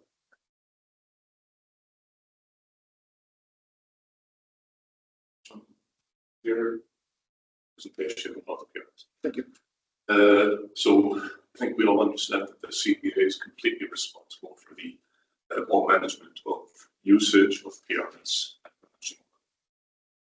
I just wonder, what about the receivers themselves? Can you say anything about the manufacturer of the receivers? Is that on a special basis? Is it somehow who controls that? Is it very good. So you're asking about the manufacture of receivers for PRS specifically? Yes. Okay. And that's an interesting question because, as you say, who is responsible for the manufacture of these devices? So, first of all, it would depend on what kind of receiver we're talking about. Because, well, let's think about GPS. Let's forget PRS for a second. Let's focus on an example which we're all familiar with. So, if I have my phone has a receiver, of course, it's got the necessary chipset inside to pick up the signal. And that's used by Google Maps, for example. And so that kind of receiver has certain requirements. It needs to be small, it needs to fit inside the it needs to make sure it doesn't affect the electronics of the phone. There are specific requirements around it. But then we also have receivers which would be plugged into cars, which can be a little bit more rugged, perhaps, because they don't need to be that small. We have the ability to have a bit more space available in a car. In a boat, the receiver would need to be waterproof. In an aircraft, it would need to be more precise because the aircraft travels so fast. So there are different types of receivers. There isn't a single receiver as it is. It all depends on what sort of thing you're trying to do. And the same applies for PRS. Because if we wanted, typical example, if you have people patrolling the border and you wanted to have every one of those human beings have a receiver, a PRS receiver, that needs to be something that is handheld and therefore small. It can't be that someone walking along the border has to carry something that's the size of a small box. That would not make sense.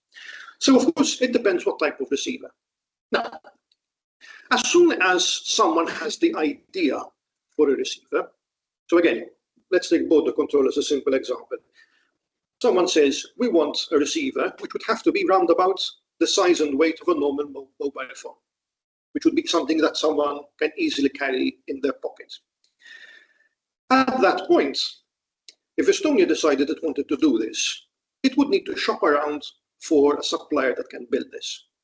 So to answer the first part of your question, it would be up to Estonia and therefore the end user, like Border Force, which would decide, okay, we need a receiver, we need to go and find a supplier. That's not something which USPA as an agency would get involved in. We can certainly help perhaps with some technical specifications, perhaps, but that's not something that we do. We don't go and do the shopping for you, to put it very simply. So depending on what you'd need, you can go and find manufacturers. But can you find any manufacturer?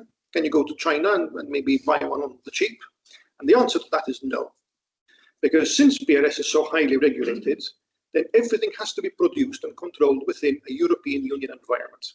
So the manufacturing would have to be done here in Europe, which on the one hand means we can't leverage perhaps better costs from other countries on the one hand, but that is part of the price to pay for the security of things. So right now there are several entities inside Europe which can produce receivers.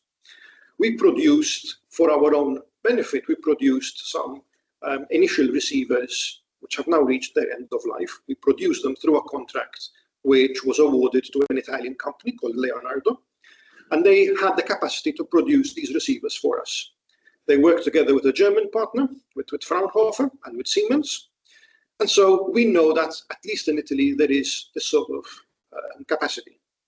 We have also recently then issued another contract, which is in the process of being finalized, again with Leonardo. We know the capacity exists over here, and they build receivers to our specifications. So we didn't ask for a handheld receiver, so that is not what they built. We know that handheld receivers do exist. We know that there have been some national administrations which have asked for this sort of thing. So we know there are other suppliers as well. But then it depends on what it is you're asking for and what you're prepared to pay for it. It then becomes a normal purchasing decision at that stage. So in short, if I'm covering all the points to your question, Hilla, first of all, we're not responsible for purchasing. We're not responsible for monitoring in any way how you purchase or what you purchase. That is your decision. We're happy to help you with some technical requirements, perhaps. We can do that sort of thing. But then it's up to you to find a manufacturer which must be European, which is to say, the item must be built in Europe, on European territory, by a European company, with ultimate shareholders being European. Because if the ultimate control is not European, possibly they could transfer PRS technology out of Europe, which is a security risk. So everything has to be controlled and owned inside the European Union. I believe that was your question. Very good. Yeah, just to continue this topic and make the things crystal clear, the absolute precondition for implementation of PRS is specific receiver produced in Europe. Correct. So there is no chance that I will adapt the PRS to my phone or something like this, or to existing receivers that are used by Estonian. For your phone, I can't, maybe that could be done, but there's no phone manufacturing capability in Europe at the moment. Okay. So you'd need to grab a phone which you can take apart, disassemble, and maybe put something into it. In theory, perhaps that could happen, but I would suggest that, given the current state of the technology, they have a chip which will be protected well enough to be integrated into a non-European piece of tech. I don't think we're at the level where it can be that small yet. So you'd have a very, very fat phone to get this working. If it comes to adapting an existing device, if the existing device is already European, that makes things simpler, always. If it's not, it would depend on that device, and it would depend on how that works, because one important step before getting a receiver is that the receiver has to be accredited that it can work properly for PRS use. That's a two-step process. The first step, so usually through the security agency, and then that sort of thing is then repeated by a third party, so another European company. If necessary requirements for things like interference and jamming and these kind of things are respected, in theory, yes. It would depend a lot on the other electronics, and if you understand and have all documentation you need for the way all the other electronics work. Because if I have this computer which happened to be built in China, and I think there's enough space for a PRS receiver, but I don't know that the little electronic circuits on the left are also monitoring what's going on and reporting back to Beijing, then that's a problem. So you need to know what you're putting the PRS thing into, basically. Okay, more questions? Do we have any questions online? No, nothing online. Hopefully, maybe not all asleep. Okay, thank you. You're welcome.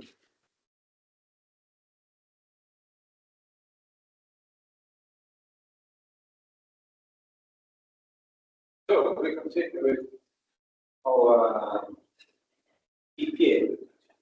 EPA is an unbelievable acronym. It contains an acronym: Competent PRS Authority. Yeah, European style. Tervist, edasi lähme eesti keeles. Loodan, et sellest probleemi pole. Et siis lühidalt taustast siin eelnevalt rääkisid ära, mis on PRS üldiselt, mis ta teeb, miks seda nii-öelda kontrollitakse ja kuidas seda kasutatakse.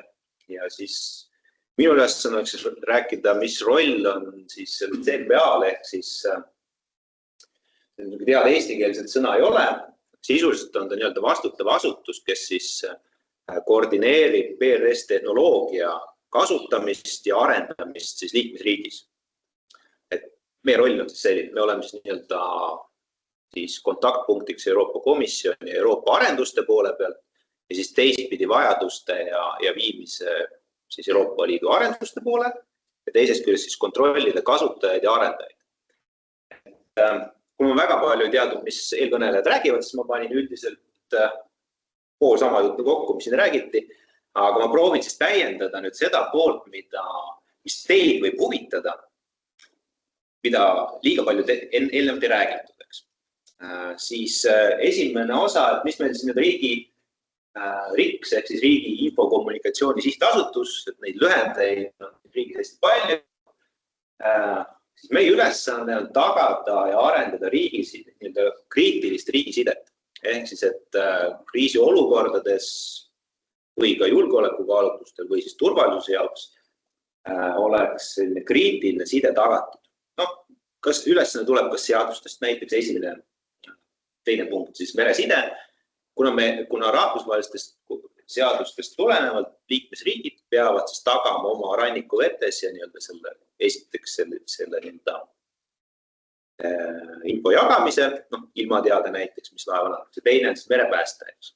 Ja see on nii-öelda liikmesriikide kohustus seda tagada, see on riigile antud üles.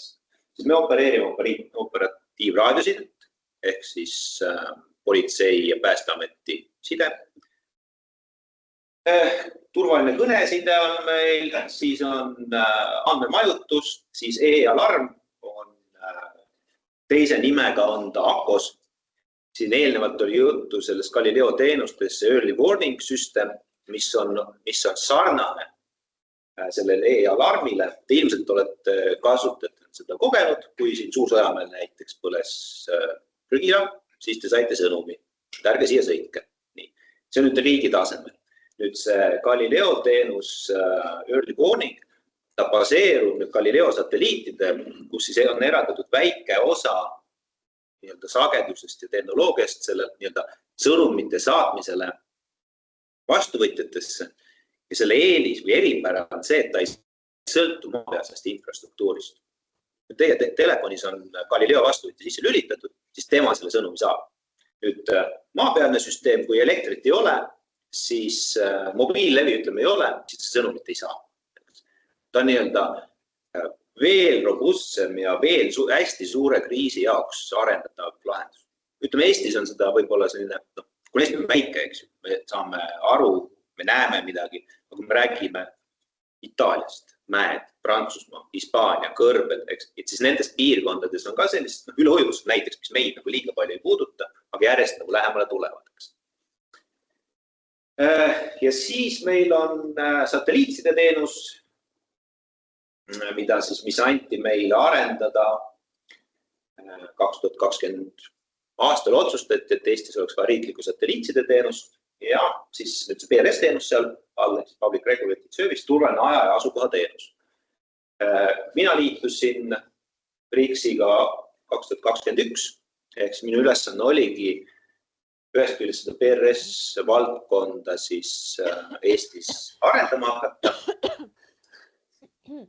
ja nii-öelda esindada siis riiki ka Euroopa Liidu poole peal, arenduste poole.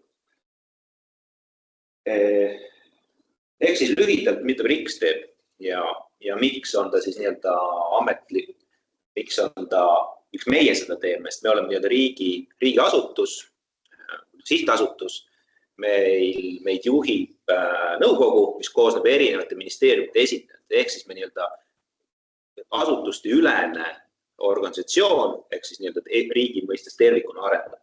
Lisaks on meil nii-öelda tugiteenused, juhtimiskeskus 247, mis nii-öelda seda kõik aitab üleval. Ja mis siis on CPA roll ja kuidas seda nii-öelda reguleeritakse? Ehk siis Euroopa Komisjon võttis aasta 2011 vastu otsuse, et me hakkame Galileod arendama.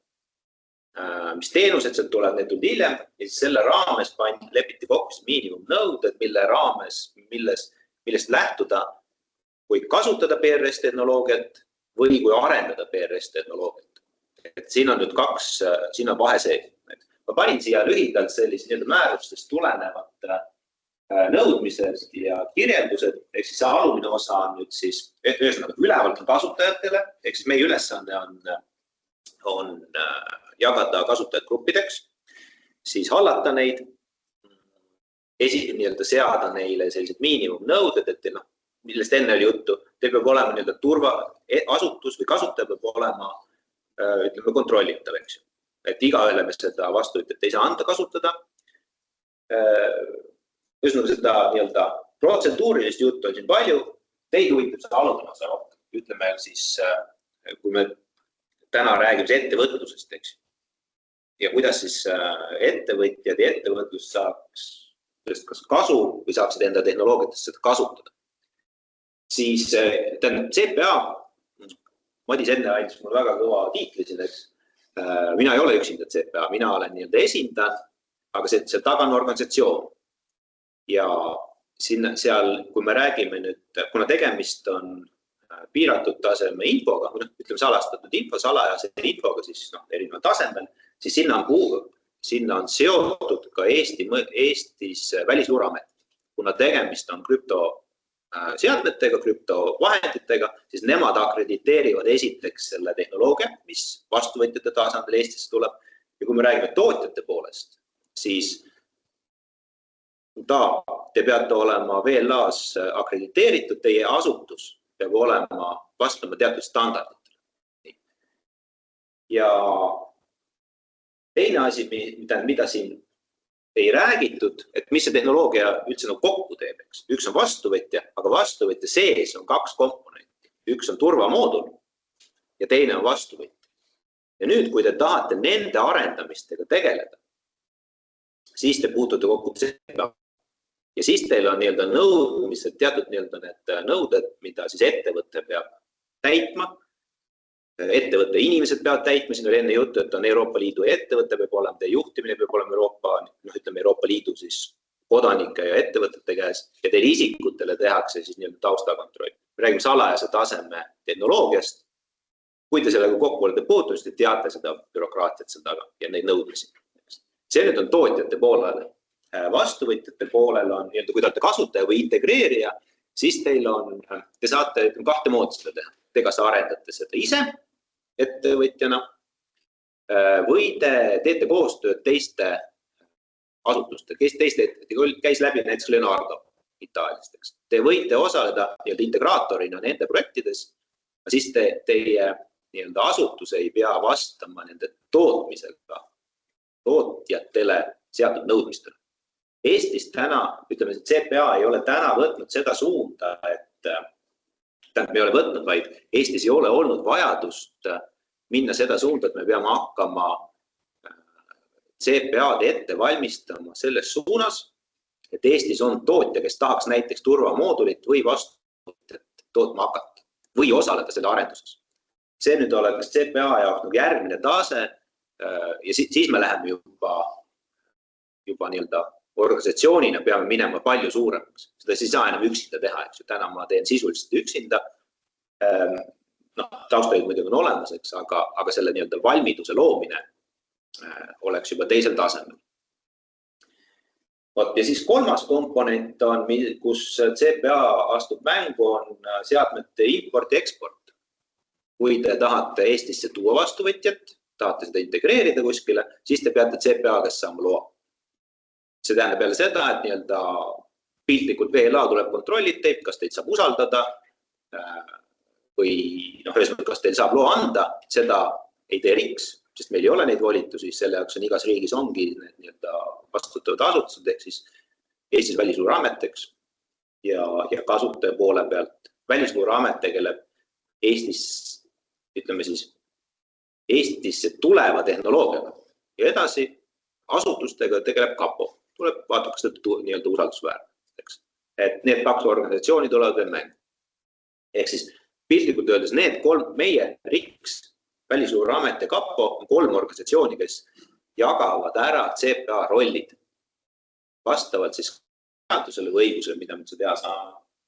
Ehk siis laias ulatuses on see, mida siis CPA peab tegema, milleks me peame riigis valmis olema, kui Eestis tahetakse PRS-i kasutada ja kui tahetakse PRS-tehnoloogiat arendada või integreerida.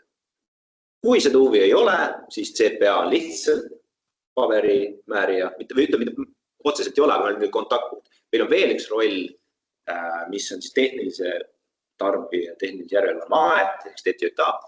Nende ülesanne on tuvastada häireid, kui näiteks sama Euroopa kosmoseagentuur ütleb, et PRS-i tehnoloogia kasutamine siin piirkonnas on häiritud, palun otsige häire üles. Siis on meil on ka liikmesriigil on see kohustus neid aidata.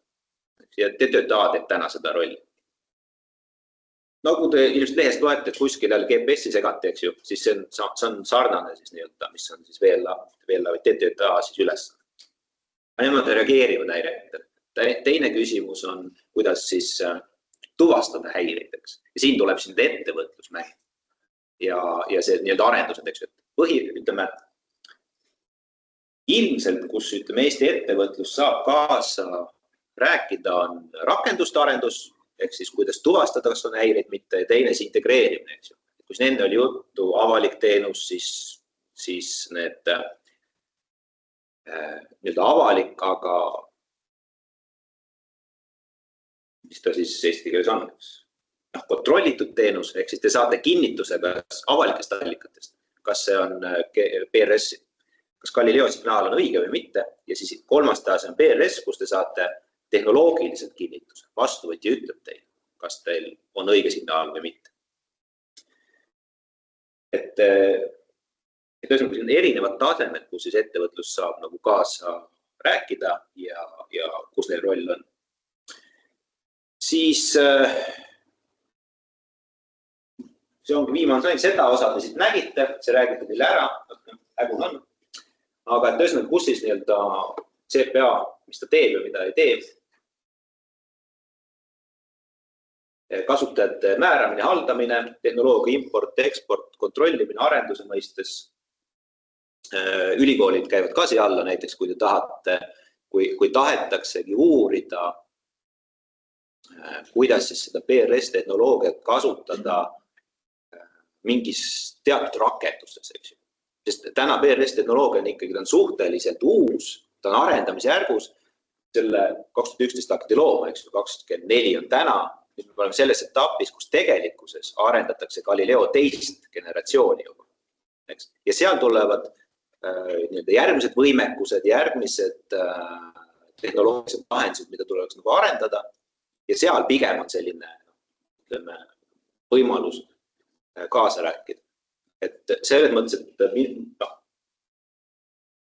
pigem vaadata kaugemale, sest Eesti mõistes tõesti on niimoodi, et võib-olla ütleb, saame 10, 20, 50 vastuvõtjat, sõltub tehnoloogiast, sõltub hinnast, sõltub sellest suurusest, aga väljaspool Euroopa Liidu kasutada. Tähendab, see ei ole piiratud Euroopa Liidu territooriumida, see on kasutus on antud, tähendab, teil on õigus kasutada seda Euroopa ülesannete täitmiseks. Kas või Alaskal millegi uurimiseks, kas või kuskil Euroopa missioon Aafrikas kuskil, Austraalias, mere uurimised, kus teil on vaja,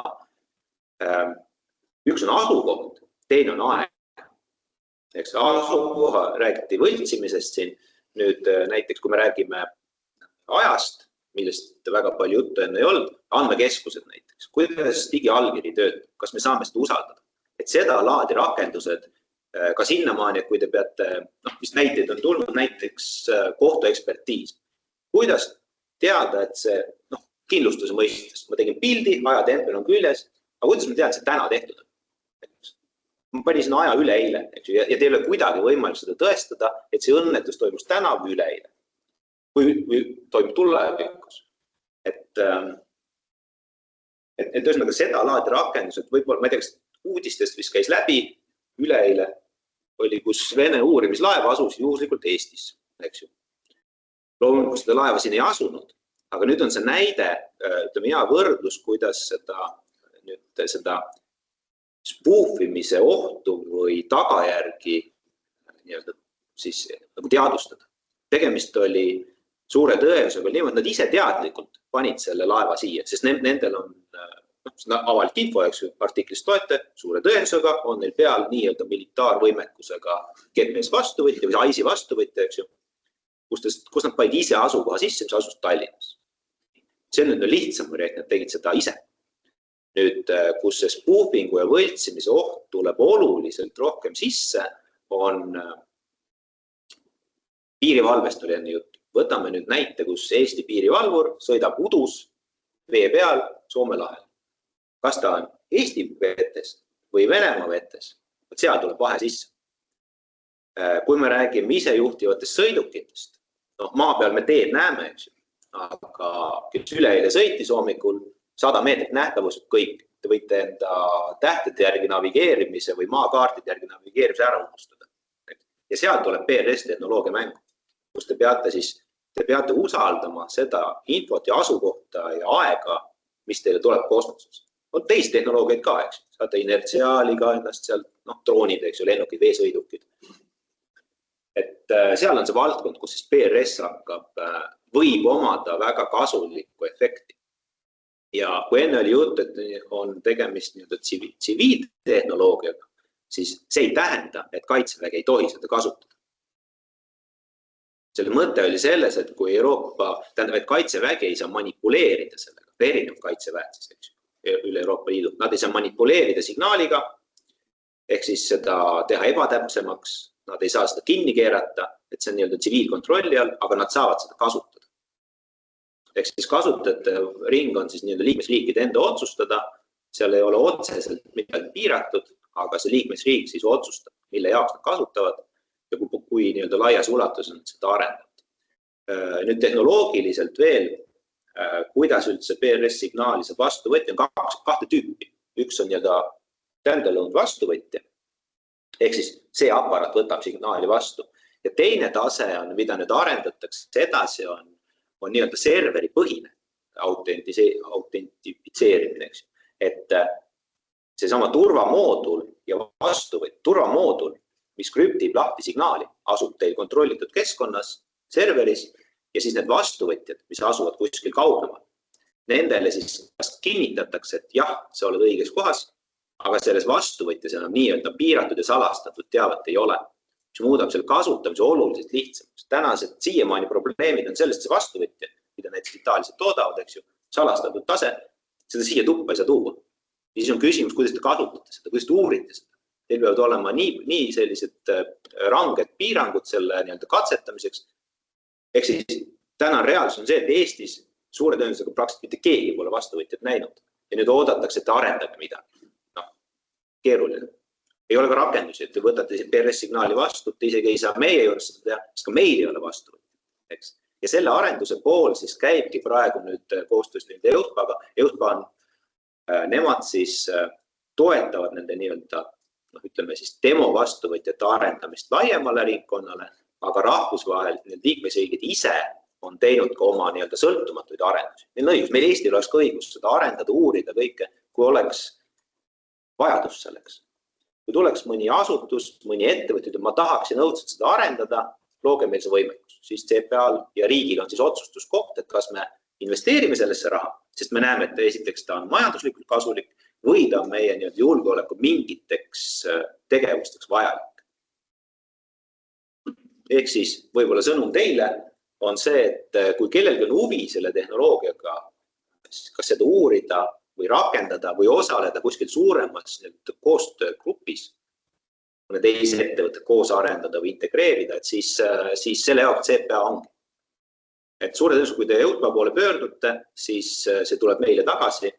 Ja siis meie peame kinnitama, et jah, te võite selles projektis osaleda ja siis saate. Aga jah, et seda pigem, täna me ootaksime ka tagasisidet selles osas, et kas te näete vajadust Kas te näete soovi, kas te näete selles ettevõtluse poole peal turgu ja seal loomulikult on teil teine oluline osapool on siis kasutajad, eks ju, et te ei tee ju endale seda, eks ju. Kui te teete näiteks koostööd piirivalvega, siis küsite, näete, me tahaksime integreerida ka PRS-tehnoloogiat sellesse. Kas teil oleks huvi? Droonitootjad, need isejuhtivad veesõidukid, eks ju, milles ka Eesti tegelikkuses ju osaleb päris paljudes töögruppi nii-öelda konsortsiumites. Eks meelest see, kes neid isejuhtivaid neid panke toodab? Milrem. Milrem osales, oli huvitatud osalema ühes siis nii-öelda selles maasõidukites projektis, kus ka PRS-i kasutatakse. Aga nad ei olnud ise otsesel, vaid nii-öelda nemad andsid platvormi ja siis kas äkki itaallased panid peale vastuvõtja. Nüüd Milremiga on teine küsimus, ta ei ole enam Eesti ettevõte, ta ei ole enam EU ettevõte. Ja automaatselt nad lõigatakse nendest projektidest välja. Et seal nad ei saaks üldse nii-öelda seda akrediteeringut saada. Droonitootjad näiteks võivad järgmised olla. Et seal on nüüd, ütleme seda turgu ja seda nõudlust oleks ja see ei ole ainult Eesti, eks ju, seda teate rohkem. Aga ühesõnaga, põhimõtteliselt meie oleme siis nii-öelda värav tehnoloogia ja kasutajate vahel. Kõik. Kontakt on all, ramo.kure.riks või CPA.riks, et kui on küsimusi, siis saate ühendust võtta. Kui kohe küsimusi, siis äkki oskan vastata. Ühe asja võib-olla veel, enne oli juttu ka sellest nii-öelda Coxetcomi programmist ja Iris 2 või Square, mis ta siis on. Et selles osas ka meie oleme nii-öelda vastutav asutus Eestis. Coxetcomi programmist, seal teil võib olla nii-öelda, kus te saaksite seda enda kasuks nagu ära kasutada, on pigem selliste rakenduste väljatöötamine, sest tegemist on olemasoleva tehnoloogia kokkupanekuga. Ehk siis idee selle Coxetcomi taga on niimoodi, et kui näiteks sakslastel, itaallastel, prantslastel on oma satelliitside võrgud ja tehnoloogiad, mida nad siis, kus neil on ressurssi üle, siis nemad annavad seal nii-öelda ühisesse potti ja Eestil, kellel ei ole satelliitside tehnoloogiat, aga vajaksid seda, saavad sealt seda hankida, osta, laenata nii-öelda. Aga riiklikud kasutajad jälle. Riiklikud kasutajad on siis, nad ei pea olema riigiasutused, nad võivad olla ka kriitiline infrastruktuur, näiteks energiavõrk, näiteks sidevõrgud. Et ei ole ainult piiratud nii-öelda, et riigi sa pead olema asutuseks. Et pigem nad on kriitilised kasutajad, sama PRS-iga. Ei ole piiratud, et ta peab olema riigiasutus. Ta võib olla näiteks jällegi Eesti Energia, Elering, kellel on vajadus siis kas aja, asukoha või siis nende baasil nii-öelda kokku pandud teenus, näiteks sagedus, kus on väga vaja sünkrot hoida, siis selle nii-öelda Galileo teenuste baasil saab seda teha. Nüüd oli ka see Iris 2 ehk Secure Connectivity. Seal läheb asi huvitavamaks, sellepärast, et tegemist on sarnase tehnoloogiaga, vaid kui Galileo on analoog GPS-ile, siis Iris 2 on midagi analoogi Starlinki lahendusele, aga oluliselt võimekam ja oluliselt laiem, sellepärast, et kui Starlink täna on nii-öelda andmeside tehnoloogia, siis nüüd Iris 2 ja Secure Connectivity, nad lähevad, seda arendatakse siis see public-private partnership'i tehnoloogiaga, mis tähendab nii-öelda loogikaga, mis tähendab seda, et sellest võrgust tekib sisuliselt 3 komponenti. Puhtalt valitsustele ja nii-öelda kriitilise side jaoks sarnane PRS, kontrollitud kasutajad, kontrollitud tehnoloogia kuni salajase tasemeni välja. Vahepeal on hübriidvõrk, kus on siis nii-öelda riiklikud huvid, aga kus nõudmised ei ole nii suured sellel tehnoloogial. Ja siis on see nii-öelda Starlinki jupp seal otsas, kus siis need arendajad saavad oma kommertslahendusi selle peale ehitada. See on see nii-öelda üks osa sellest. Nüüd edasi oli kvantside, kvanttehnoloogia räägitud. Tegemist on see Iris 2 ei baseeru kvanttehnoloogial, vaid selle peale ehitatakse rakendusena kvantkrüptograafia võimekuse üle satelliidi.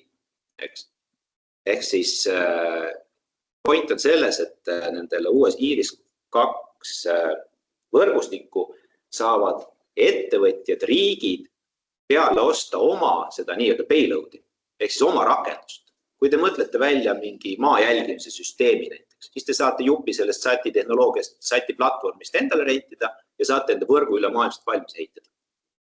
Et see nüüd on see koht, kus tulevikus kellelgi on väga suurt ambitsiooni või samas ka osaleda selles, eks ju. Madis oskab seda poolt veel rohkem rääkida, aga see IRIS 2 on selleks ellu kutsutud, et Euroopa Liidu kasutajate ja riikide huve siis ellu viia. Sest muidu me sõltume teistest. Starlinki satelliidi peale, ikka ülisuure tõenäosusega mitte ühtegi Eesti tehnoloogiat Eesti vajaduste mõistes ei lähe. Te võite tehnoloogiliselt sinna ennast saada, aga siis te teenite nii-öelda Starlinki huve. Hiinast ja Venemaast me üldse pigem ei räägi sinna, te niikuinii ei saa. Tähendab, saate, eks ju, aga riigi huve seal ei ole. Et selles suhtes see on see, mida täna luuakse.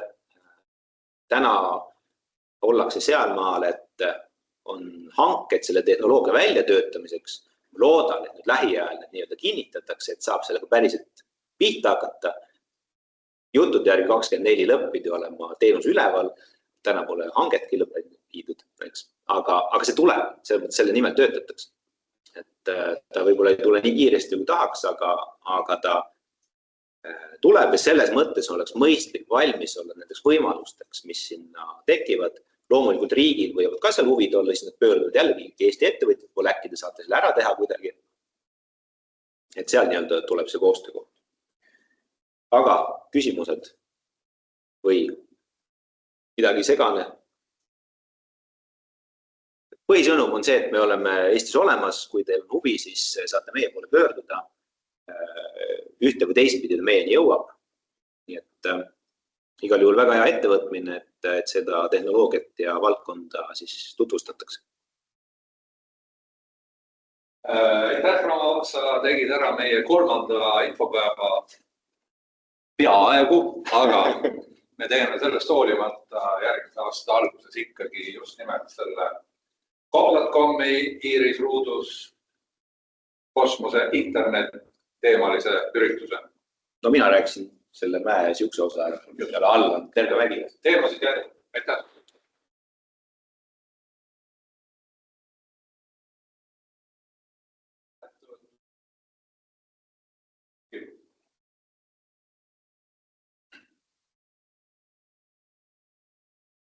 Suur aitäh kõigile eelkõnelejatele, väga huvitavad esitlused.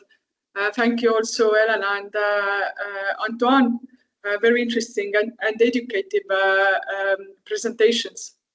So I'm from private sector side and my slides are in English, but if it's all right, I would address in Estonian, so it would be a good mix and we have plenty of time to talk during the lunch or later networking. Okay, great. Thanks. So my name is Marki Tihonova-Kreek and ja ma olen Nortalis siis juhin Nortali kasvu. Kui Nortalist rääkida, siis tegelikult minu sõnum täna on väga lühike ja haakub sellega, mis ütles viskas õhku CPA Ramo. Et ma tegelikult lihtsalt tahan Nortali poolt öelda nagu paar sellist julgustavat sõna selle uudse tehnoloogia kasutamisel ja sellest tulenevate võimaluste nagu esile toomiseks.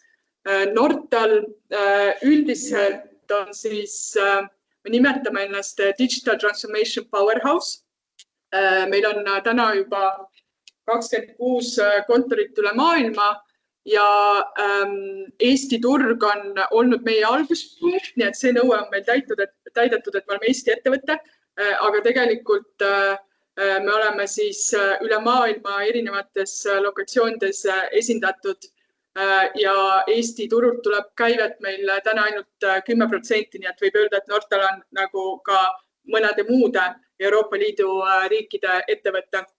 Aga meie peakontor on kohe siin kõrval ja ütleme kõik sellised uudsed ja innovaatilised projektid nagu Nortalile klassikaliselt alati on väga-väga meeldinud. Et mida keerukam ja suuremate väljakutsetega projekt, seda huvitavam see tavaliselt on. Umbes 50% meie tegevustest on klassikaline IT-firma portfell software engineering. Ülejäänud 50% on täna juba consultancy, nii et me teeme tegelikult mõlemat. Meie portfellis on väga olulisel kohal ka AI ja data, samuti küber, defense. Just hiljuti ostsime ühe UK ettevõtte, kelle kliendiks on näiteks UK kaitseministeerium, merevägi. Nii et tegelikult järjest laieneme ja mõtleme, mida ägedat innovaatilist maailmas veel teha saab. Nüüd PRS tehnoloogia. Ütleme nii, et see on nagu valdkond, mida me usume, kus on tulevikus nagu ettevõtjate jaoks palju võimalusi. Ja juba praegu me oleme näinud, et mõnede klientidega, meie klientide seas on näiteks erinevate riikide piirivalved, public safety authority'd, politsei, siis kriitilise infra erinevad pakkujad. Et tegelikult palju neid, kes siin ennist nagu läbi käisid ja see teema aeg-ajalt tõstatub meie eksisteerivate klientidega ja kus me siin ja siia kõrvale ma paneks ka selle geopoliitilise nagu olukorra, mis meil täna siin on, kus me geograafiliselt paikneme, mille kohta siin mõned näited kõlasid, et kõik see tingib selle, et varem või hiljem ja pigem varem PRS tehnoloogia on kindlasti rohkem teemana laual ka ettevõtete jaoks, kui ta täna on. Nii et turuvõimalusi siin kindlasti on. Public-private partnership on selles valdkonnas nagu me usume väga kesksel kohal. Nii et seetõttu taga nagu Nortali radaril teemana juba on. Nii et me hea meelega kasutaks tegelikult seda võimalust ka, mis sa, Ramo, õhku viskasid, et mingi hetk võib-olla kohtuda sinuga nagu targemate inimeste tasemel kui mina, natuke rääkida, et kus need võimalused võiksid meie jaoks olla. Mõned, kui ma kuulasin siin eelnevaid esinejad, siis mõned siuksed kohad juba tulid ka mulle kohe nagu tuttavamad ette või suuremate võimalustena ette. Näiteks ettevõtetega nagu Leonardo või mõnede suurte partneritega koostöövõimalused EUSPAs võiks olla meile huvitav. Ja kui vaadata Nortali suurus, siis võib-olla see meie kasvutempo lubab ka või teeb ka meid nagu partnerina, võimaliku partnerina suurematele atraktiivseks, et me selle taha nagu ei kinni ei jää, et me liiga väike täna oleme. Et juba oleme me natuke huvitav ka nendele Euroopa suurematele. Siis Eestis võib-olla sees ka erinevad integratsiooniprojektid, võib-olla projektid, mis on seotud arendusega, andmete haldamisega ja kasutamisega. Et see ongi teema, millest me võiksime edasi rääkida.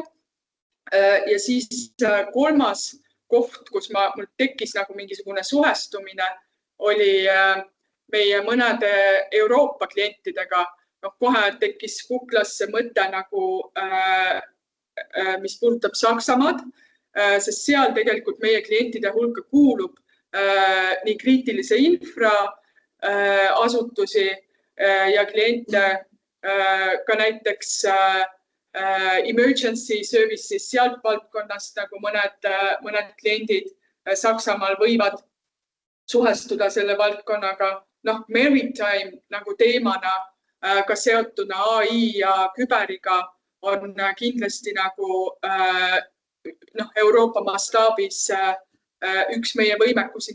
Et siin tegelikult neid punkte, kuigi ma täna ei saa ühtegi konkreetset edulugu ega näidet nagu lauale panna, selleks on natuke vara, aga neid suhestumispunkte ma nagu täiesti selgelt näen. Nii et veel kord väga toetav niisugune aitäh ja julgustus edasi töötamiseks. Igatahes Nortali kui erasektori poolt täna siit tuleb. Nii et aitäh teile.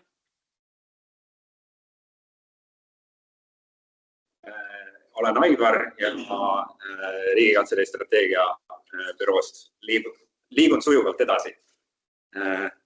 Nii. Ja avaliku sektori suurem nõudlus selliste teadus- ja innovatsioonitegevuste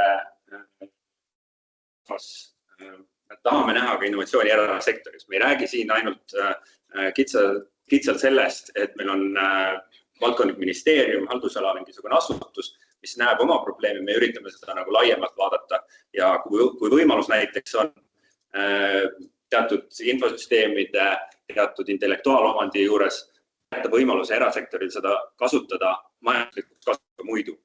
Ehk siis, et meie on tähtis vaadata mitte ainult seda ühte probleemi, vaid vaadata riigi prioriteete laiemalt.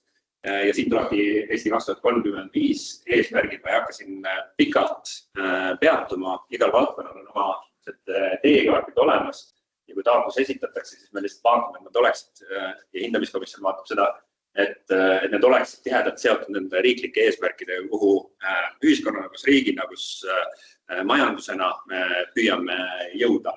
Et oskused tööturg, rahva kestlikkus, tervis- ja sotsiaalkaitse, riigivalitsemine, majanduse kliima, ruum ja liikuvus on siin need põhilised märksõnad. Kõik see on seostatav ühel või teisel viisil ka teie valdkonna, kosmosevaldkonnaga ja ühtegi kosmosevaldkonna projekti meil ei ole, aga meeldiks, kui oleks.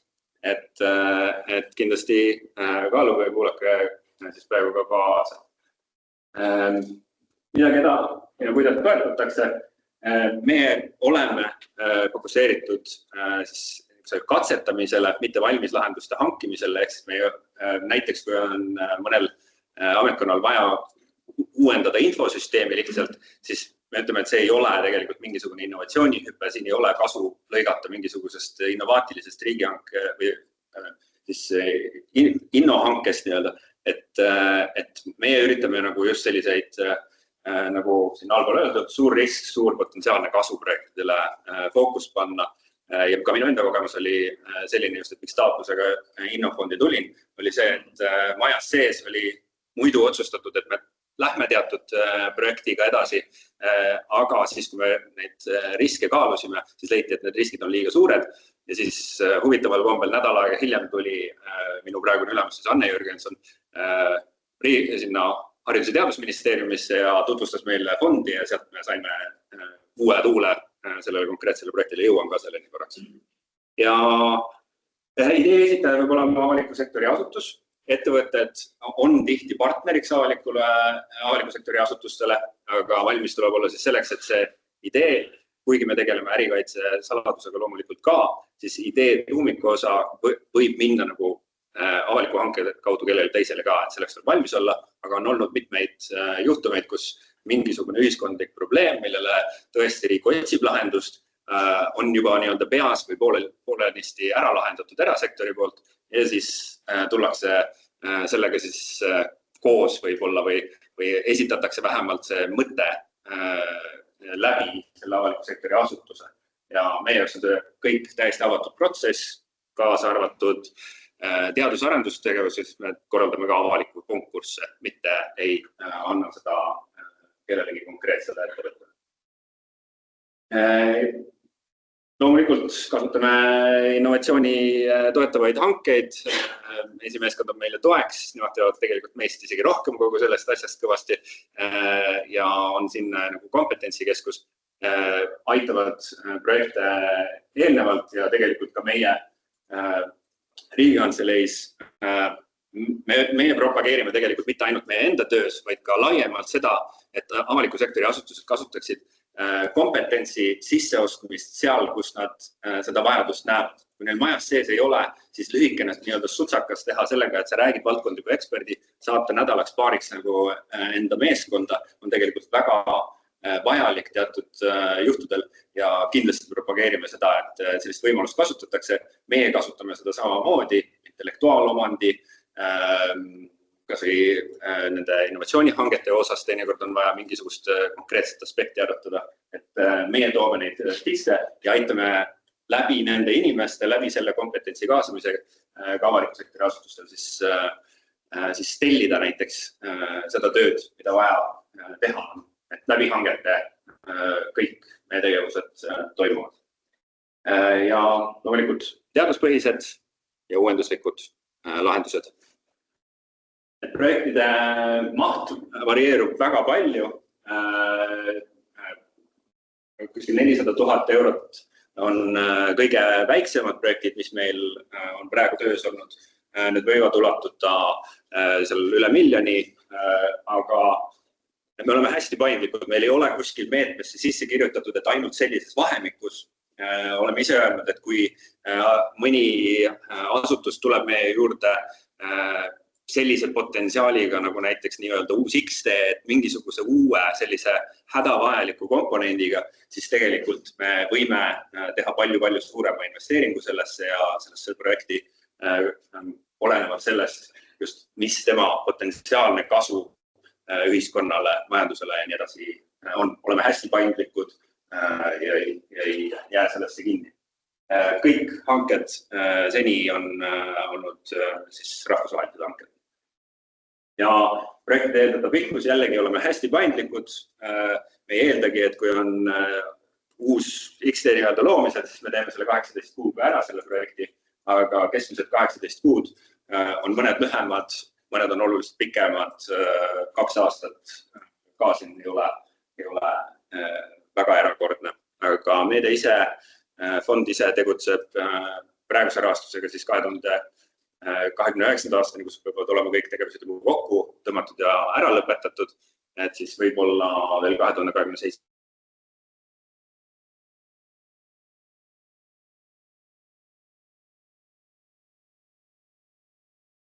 Missugune see protsess on, et ei tunduks nagu mingisugune müstiline must kast, et meil praegu on eelkonsultatsioonis väga palju erinevaid projekte, tulevad asutused meie jutule, tihti nendest puudub kahjuks selline üleriigiline efekt, näiteks kohalik omavalitsus tuleb rääkima oma probleemist, tahab seda lahendada ja siis kui me ütleme, et teil peab olema üleriigiline mõju, siis nende võib-olla selle entusiastliku projektijuhi entusiasmi tõmbab alla tema ülemus, kes ütleb, et ära seda nüüd üleriigiliseks projektiks küll siin meie vallas tegema hakka. Aga siis me julgustamegi näiteks minema valdkondliku ministeeriumi jutule, midagi sellist, et see lahendus käiks siis ikkagi ette võtta. Väga palju selliseid juhtumeid. Ja tihti on ka see, et avaliku sektori asutus, kes tuleb meie jutule, tahabki lihtsalt uuendada mõnda infosüsteemi või midagi sellist. Ja siis me ütleme ka, et see on teie enda rahastusel, siin ei ole seda kõrge riski, kuid suure kasupotentsiaaliga elementi nii-öelda olemas. Et siis, kui eelkonsultatsioon on läbitud, me ütleme, et sul on suur tõenäosus hindamiskomisjonist läbi päästa selle projektiga. Meie üritame aidata kõiki projekte, sellest me ei taha, et inimesed raiskaksid oma aega, lihtsalt selle peale kirjutavad ideekavandeid. Et meie üritame aidata iga meeskonna sinna, et tema ideekavand õnnestuks hindamiskomisjoni jõudmisel. Ja siis, kui on eelkonsultatsioon tehtud, meeskond koostab ideekavandi, saadab selle meie strateegiabüroosse, me vaatame üle, kas vastavushindavuse läbib, näiteks riigiabi, seda aspekti tuleb meil vaadata seal vastavushindamises ja veel teisi erinevaid asju, aga et riigiabi näiteks siis nimelt fond ei anna. Siin on hindamiskomisjon, valdkondlikud eksperdid on meil seal ja mõned hindamiskomisjonid on küsimused, me tahaksime lisainformatsiooni, kutsume isegi hindamiskomisjoni koosolekule need projektijuhid ja siis võimalik, et on vaja ka seda ideed natukene täiendada, Ja siis meie otsustus kogu, kas anda roheline tuli või mitte, on kantslerite kogu, ehk siis iga esmaspäev koguneb siis Stenbockis kantslerite kogu ja me tutvustame seal neid projekte ja nemad kinnitavad siis nende käikulaskmise või mitte. Ja kui on otsustatud, et sobib, võib minna edasi sellega, meil on käigus praegu 18 sellist projekti, mis kantsleritest on rohelise tules olnud ja tegutseme siis, eile läks üks hange välja, täna läks üks hange välja, et väga aktiivses faasis oleme praegu ja tegelikult tegevuste maht veel kasvab. Et siis jõuamegi nende hangeteni, nagu öeldud, haarame igasugust kompetentsi sinna kaasa, keda meil vaja on. Hästi suureks abiks on olnud praegu riigi tugiteenuste keskus nende hangete ettevalmistamisel hästi professionaalne meeskond seal, et siis kuskil olenevalt sellest, kuidas siin etapis läheb, hange võib olla väga keeruline, võib olla üsna lihtne oma olemuselt, et oleneb, kuidas see etapp läheb, siis niimoodi aasta sellest esitamisest on lepingus ka see võimalik, et vähem aega. Ja käigu pealt võib täitsa küsimusi esitada ka, ma unustasin seda öelda, et muidu ma puristan siin natuke liiga kiiresti ette kõike seda.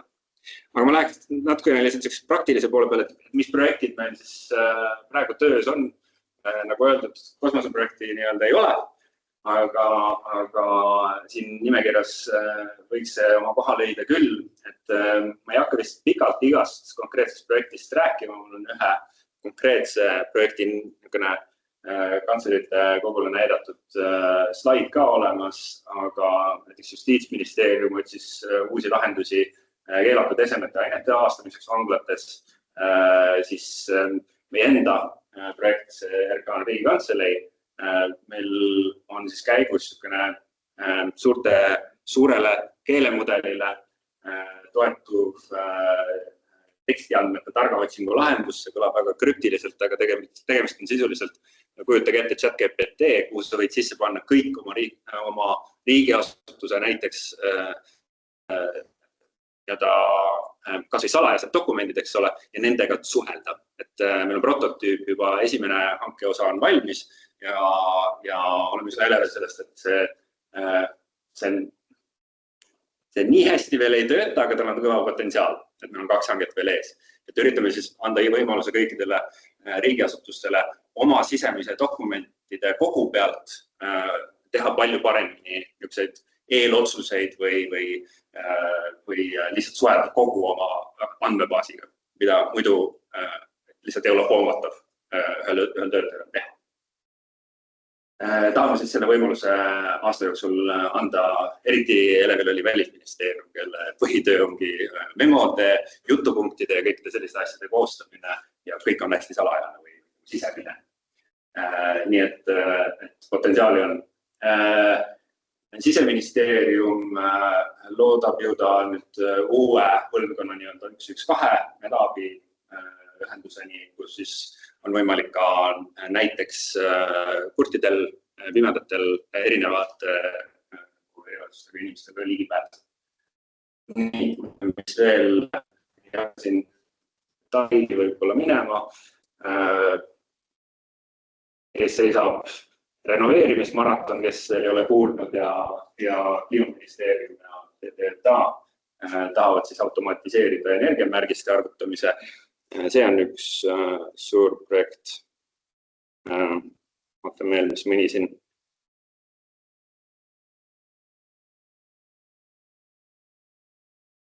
Võib-olla, et korraks meniks ära minu enda, kunagi see mida aasta otsa ka samamoodi võrkisin nagu enamik projekti meeskondi, et näiteks see on võib-olla näide sellest, kuidas me üritame uusi turgusid tekitada, et Haridus- ja Teadusministeerium on väga valusalt teadlik sellest, kui keeruline on õpetajatel väga väheste ressurssidega osta endale igasuguseid erinevaid digilahendusi, õppevara ja nii edasi.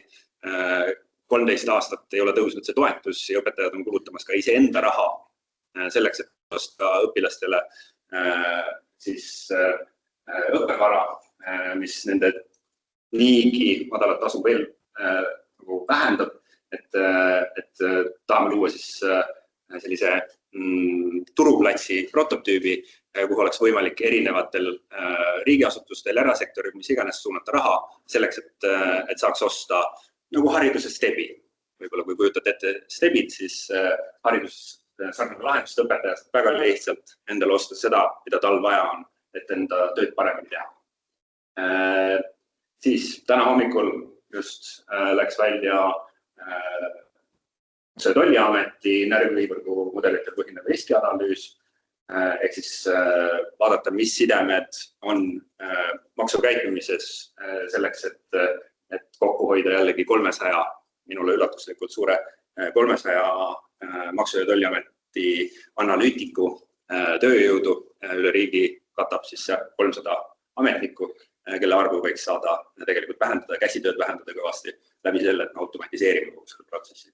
Jällegi väga suure potentsiaaliga siis projekt. Siin ei hakkakski minema väga detaili. Kõigil on tihe sõel on läbi käidud. Ma lihtsalt tooks ühe konkreetse näite.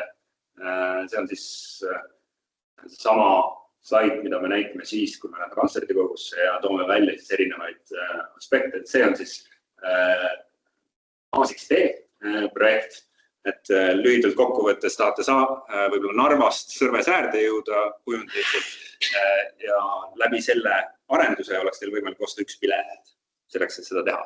Ja te saate kõikide erinevate transpordiliikide pealt selle sama ühe piletiga liikuda, et praegu on see hästi isoleeritud, pikkasid distantse läbides peate ostma erinevates süsteemides erinevaid pileteid, vaatama neid aegu, klapitama kõike seda kokku, see jätaks selle vahele. Ja see on selles mõttes hea näide sellest, et me üritame seda põhilist probleemi, siis kuidas planeerida ja kuidas hankida pileteid, lahendada selliselt, et ei erasektor ei saaks seda lahendada ega avalik sektor ei saaks seda lahendada üksi. Et me üritame teha kõik need andmed kättesaadavaks ja seda ettevõtetele, transpordiettevõtetele atraktiivseks läbi sellise projekti, et me saaksime loodetavasti võimekuse, vähemalt riik loob siis need võimalused nende andmete kättesaamiseks, nende piletite müügiks, aga platvormi me tahaksime ideaalis, et pakuks erasektor. Ehk see peaks jääma riigi ülesandeks sellist lõppkasutaja teenust pakkuda, aga me oleme läbi selle projekti võimaldanud midagi, mida ei oleks üks või teine osapool saanud eraldi teha. Et sarnaseid asju on tegemas ka Rootsi ja Soome erinevates etappides siis sellega, et siin käib just esimese etapi hindamine, ehk siis näiteks selle projekti puhul me tegime esimese hanke, kus me analüüsisime, missugune see süsteem, me analüüsime, siis alustame seda lepingut just, et hange oli ära ja valime võitjad parajasti. Et kõigepealt on meil niisugune ärianalüüsi pool, kõik see, ja siis meil teises hankes tuleb nagu siis reaalselt selle prototüübi realiseerimine ka.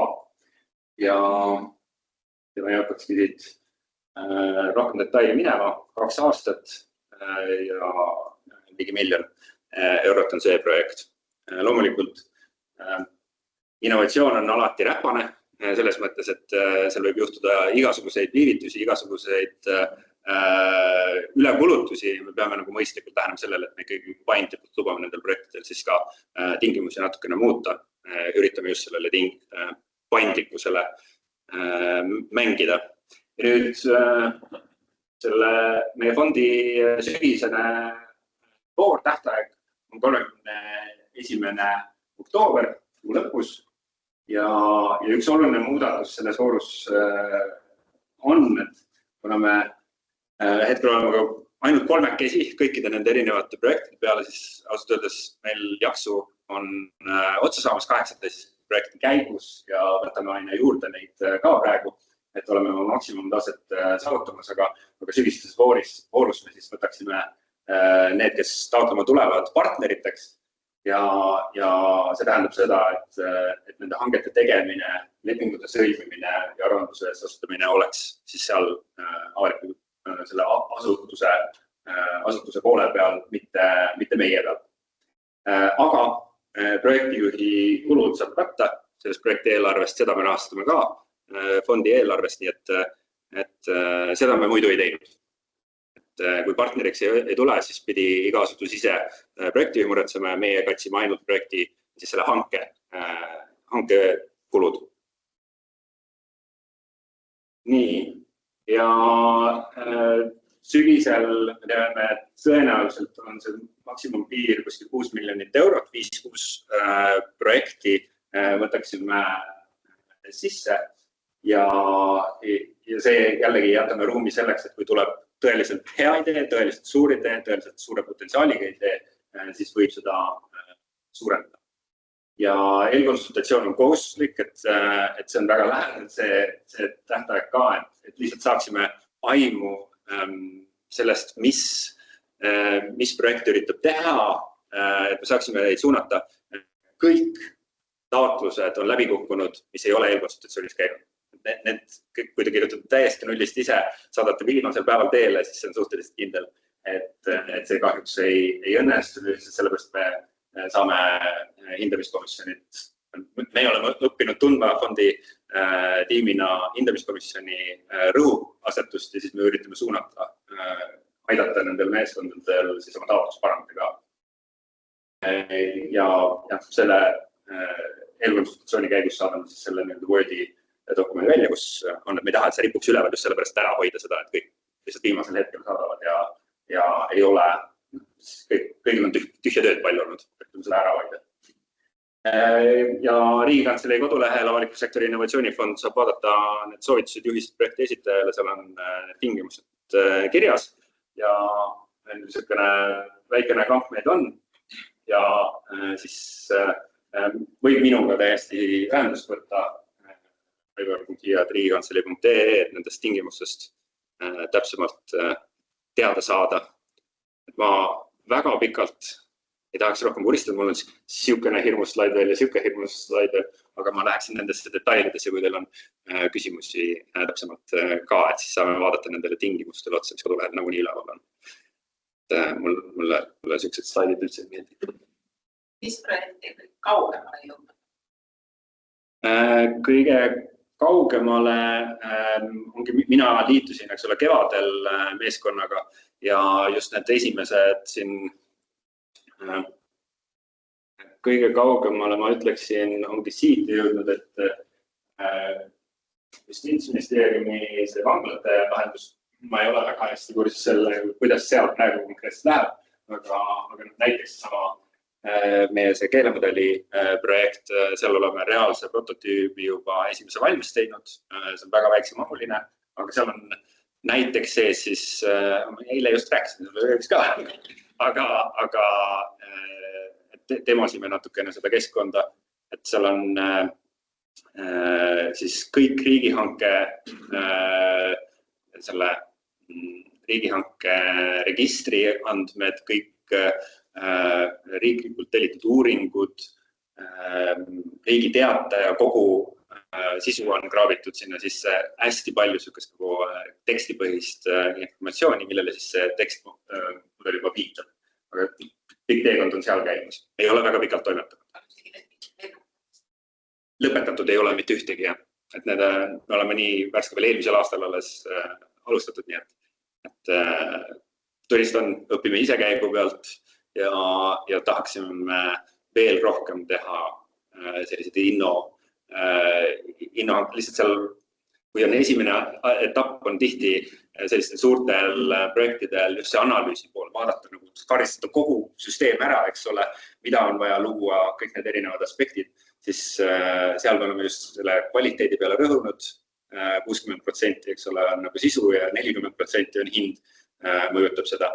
Aga nüüd tahaks nagu just minna nagu näiteks selle sama maasiks tee, kus me üritame nagu erasektori pakkujad leida väljaspoolt, eks ole, et seal kasutada just neid innovaatilisi konkurentsipõhine läbirääkimise ja nii edasi, selliseid hankeliike ka.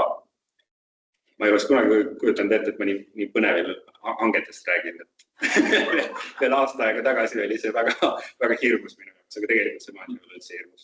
aga siin on abi ka olemas ja toome veel juurde ka kompetentsi, kui tuleb projekt sisse. Mul on küsimus enne, kui ma annan sõna siis konkureerivale firmale.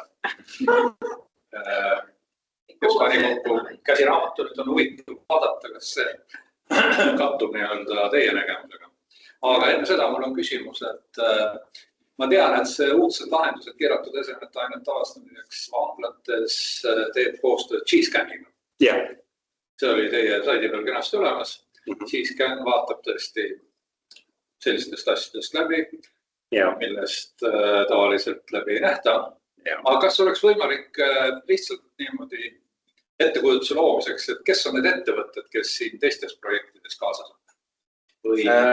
Väga erinevad, selles mõttes, et ma tooks näitena välja, et me küll täna alles andsime selle hanke välja, aga tavaliselt väga valdkonna nagu spetsiifilised ettevõtted, kes on, me ikkagi eeldame ja kirjutame ka hanke niimoodi, et meil on sinna nagu tugev meeskond tulemas. Üsna palju on ikkagi selliseid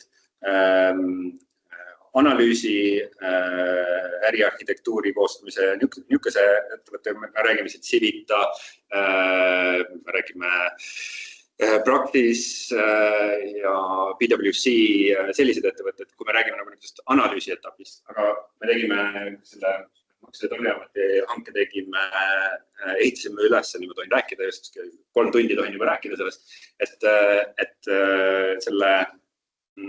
see on kõik üks hange ja tänu sellele meil on seal peab olema hästi tugev juba nagu selle juba tehnilise teostuse pool ka, et meil on hästi palju siis me ootame vähemalt, et siin tuleb mitu ettevõtet, kellel on just selle programmeerimise, kogu selle IT poole nagu kogemus ka väga tugev, pluss veel hästi tugev see maksu- ja tollisüsteemide tundmise taust. Et kõik nad tegelikult eeldavad seda PPA ka ei ole veel välja läinud, aga et siin ka ootame väga konkreetselt droonidega tegelevate ettevõtete koostööd, konsortsiumi, mõne siis niisuguse võib-olla ärianalüüsi kompetentsiga ettevõtted, kes siis oleks võimalik, kes suudaks ära teha selle, et meil kui autoõnnetus juhtub, tuleb sinna kohale droon, teeb kiiresti ära ja patrulli ei ole vaja välja saata, eks ole. Et me üritame automatiseerida ja need ettevõtted on tavaliselt just niisuguse äriarhitektuuriga IKT. Okei, aitäh.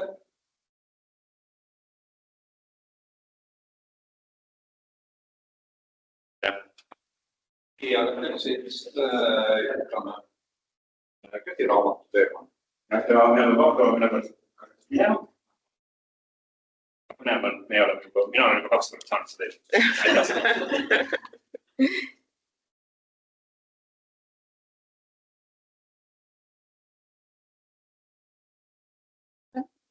Aga kuidas?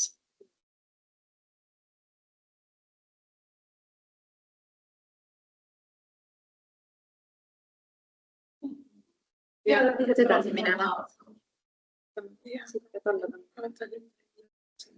Kus sa tulnud juba ei, siin on kõik aivad. Kõik aivad. Mis on slaididega vahetanud, kes see teine välja?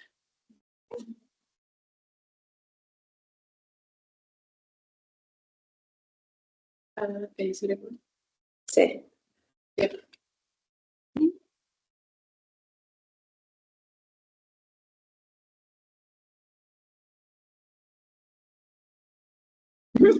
Takas.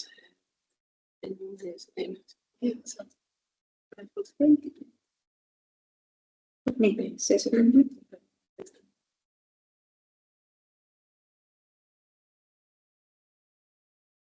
Ehk siis Aivari jutu jätkuks, kellega me teeme tihedat koostööd, ei ole üldse konkurendid. Ehk siis kui Aivari ja Innofondi juurde tullakse ideedega, siis et sellest ideest saaks leiutis või see idee siis välja töötatakse ja ka ellu rakendatakse ja ehk tekiks innovatsiooni, tuleb avaliku sektori korraldada riigihange ja meie siis ettevõtluse innovatsiooni sihtasutusega koostöös 2 advokaadibüroo Sorainen ja Novega, nende lugupeetud advokaatidega oleme siis koostanud innovatsiooni hankija käsiraamatu.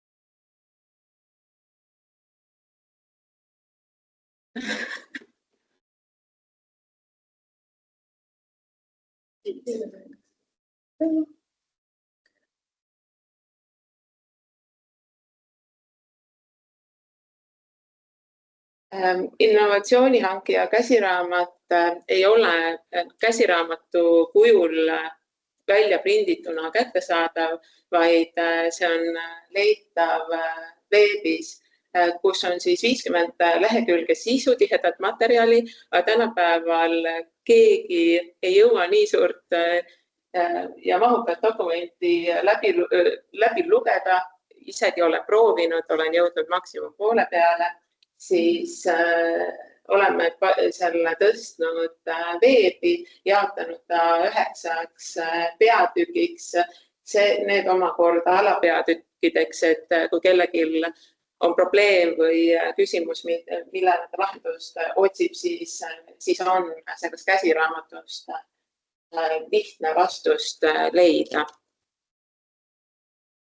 Käsiraamat on siis leitav aadressil innohangete kasiraamat.tas.ee ja selles käsiraamatus oleme meie siis mõistetena kasutanud innovatsiooni toetav hange ehk siis innovaatilise asja, teenuse või lahenduse ostmine hankega ja innovatsiooni hanked on mis tahes riigihanked, mis ajendavad ettevõtteid ja teadlasi välja töötama uuenduslikke asju, teenuseid ja lahendusi.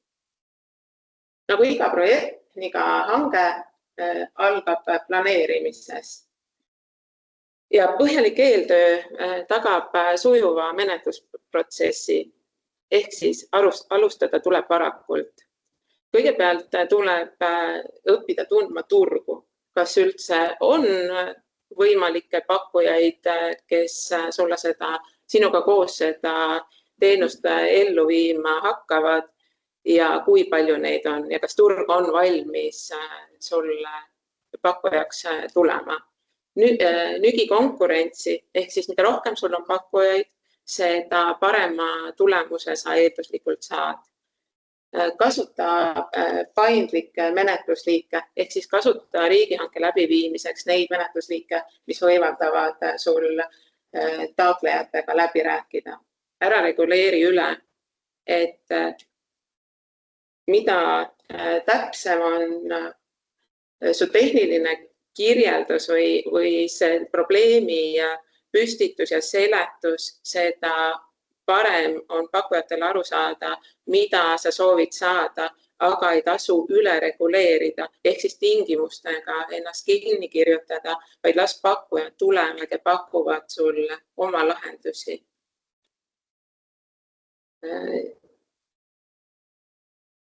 Siis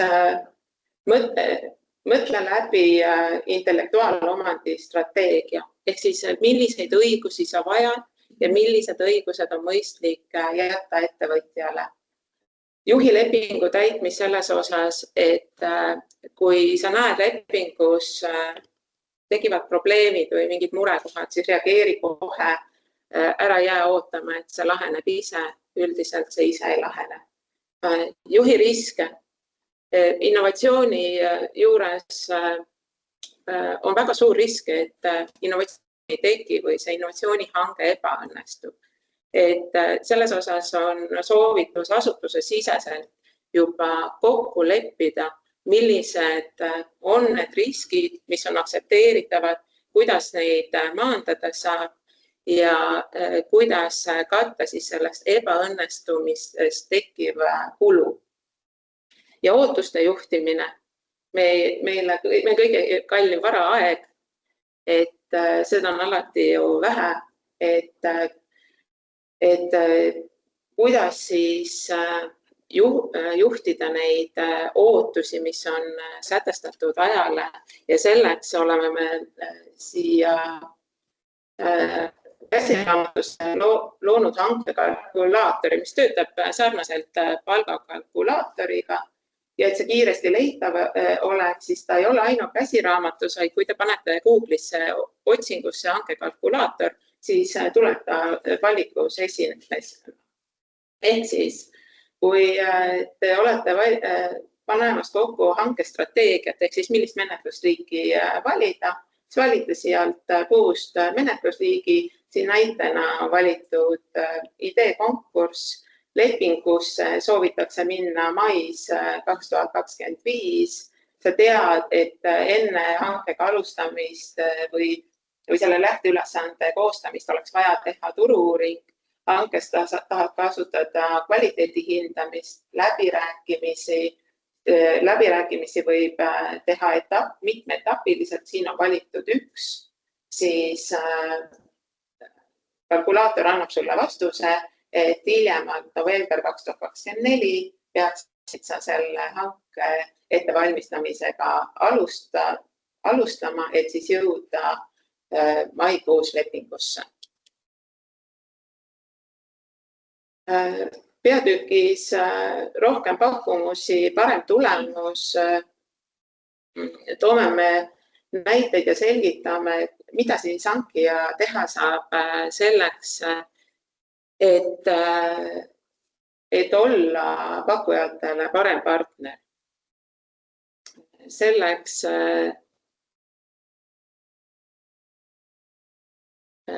on, ehk siis parem partner on hankija pakkujatele siis, kui ta suhtleb turuga.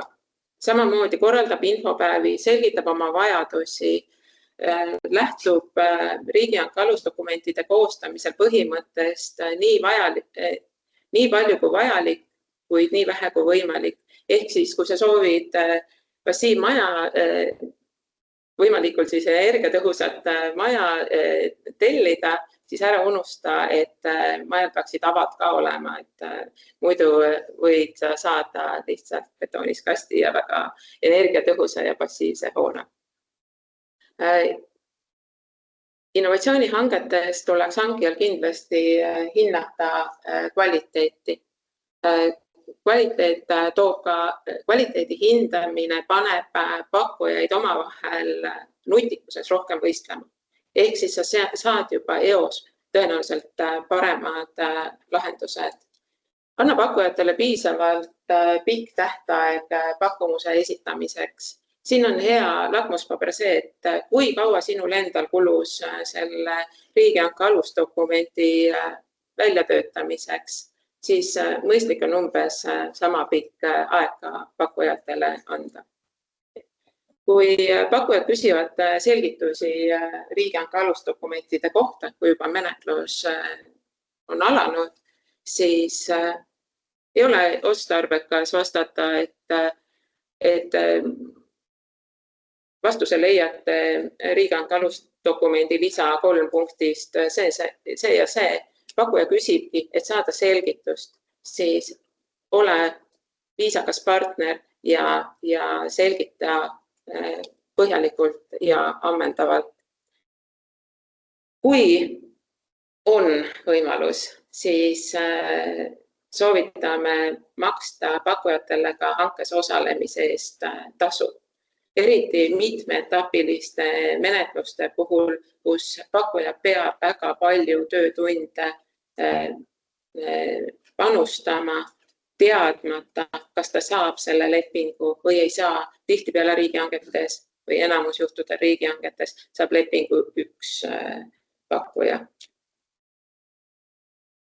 Milline menetlus sobib innovatsiooni hankimiseks? Et siin tuleb lähtuda 2 aspektist, et milline menetlusliik konkreetse asja, teenuse või lahenduse tellimiseks on seadusega lubatud ja siis nende lubatavate hulgast valida sinu jaoks sobivaim, mis aitab siis hanke eesmärke kõige paremini täita. Selleks oleme me loonud käsiraamatusse sellise lihtsa teekaardi jah-ei vastustega, mis siis lõpuks annab sulle valiku sobivatest hankeliikidest. Järgmisel slaidil on siis välja toodud kiire ülevaade, millistes olukordades millist hankeliiki valida. Ehk siis, kui hanke ese on turul olemas ja hankija suudab oma vajadusi piisaval määral kirjeldada, see hanke ese võib olla uus selle hankija jaoks. Ehk siis toode või teenus on turul olemas, aga ta vajab lihtsalt hankija eripärast lähtuvaid väikseid kohendusi. Siis on mõistlik valida klassikaline üheetapiline hankemenetlus, näiteks avatud menetlus.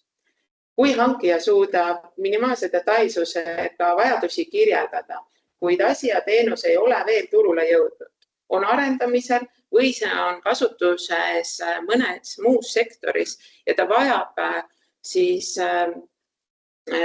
hankija jaoks nagu suuremamahulisi muudatusi, siis soovitame valida läbirääkimisi või dialoogide pidamist võimaldavad hankemenetlused.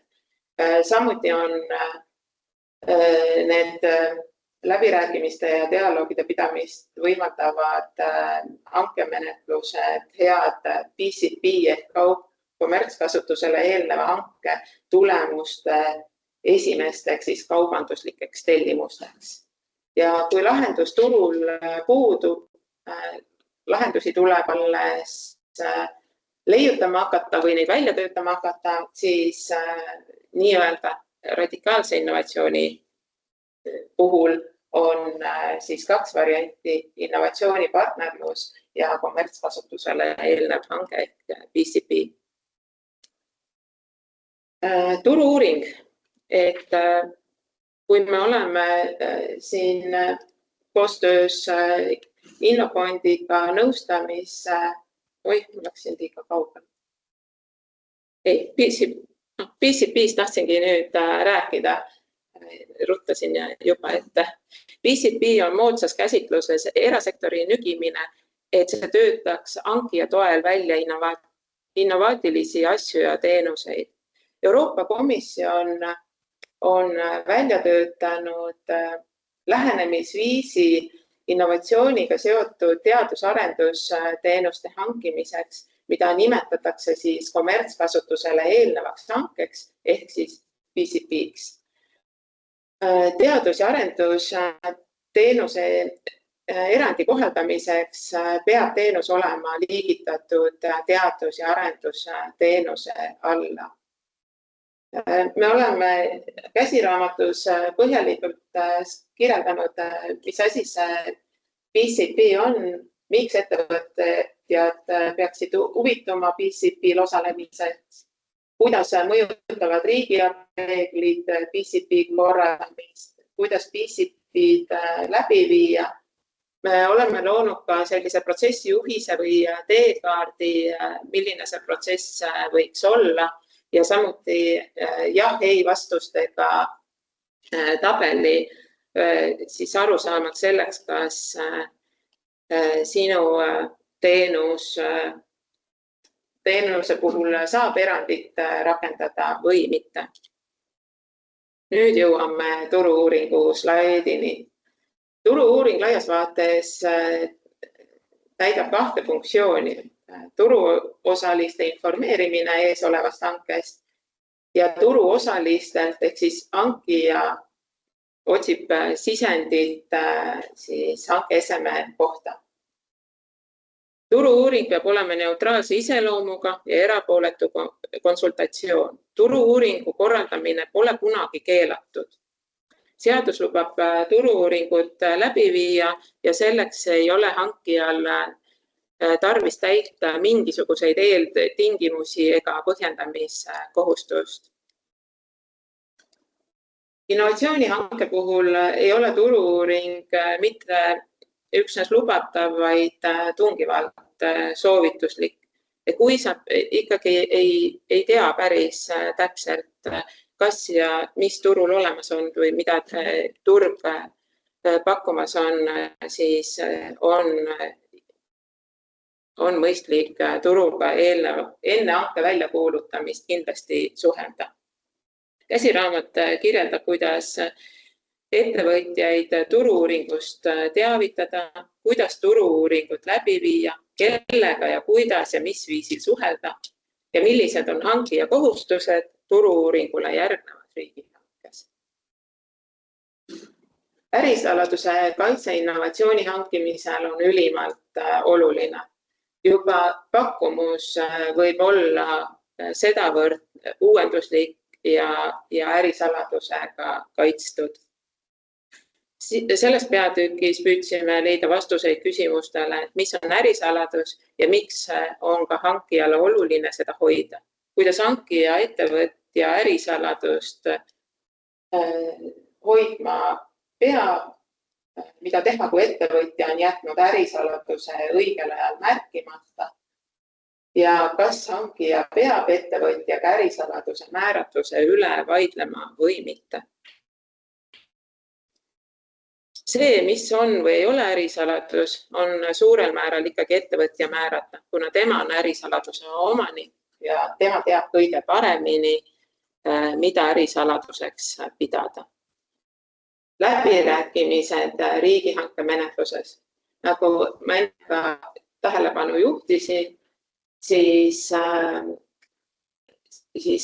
ilma läbirääkimistega innovatsioonihanget edukalt läbi viia on üsna keeruline. Innovatsiooni tekkimist on raske ette ennustada ja innovatsiooni ei saa teha kokkulepitud ajal ega ruumis. Heaaluse innovatsiooni tekkeks loovad õnnestunud läbirääkimised pakkujatega. Soovitused siinkohal on läbipaistvuse ja hilisemate vaidluste vältimiseks läbirääkimiste kord riigihanke alusdokumentides piisava detailsusega määratleda. Hankija peab tagama läbirääkimiste käigus kõikide ettevõtjate võrdse kohtlemise ja läbirääkimistel ei tohi avaldada teiselt osapoolelt saadud teavet diskrimineerival viisil, mis võiks anda ühele ettevõtjale eelise teiste ees. Kontrollitavuse põhimõttest lähtuvalt peab hankija läbirääkimised dokumenteerima. Ja siin on oluline meeles pidada seda, et ainult hankija saab läbirääkimisi algatada, et pakkuja ei saa tulla meie juurde öelda, et hakkame nüüd läbi rääkima.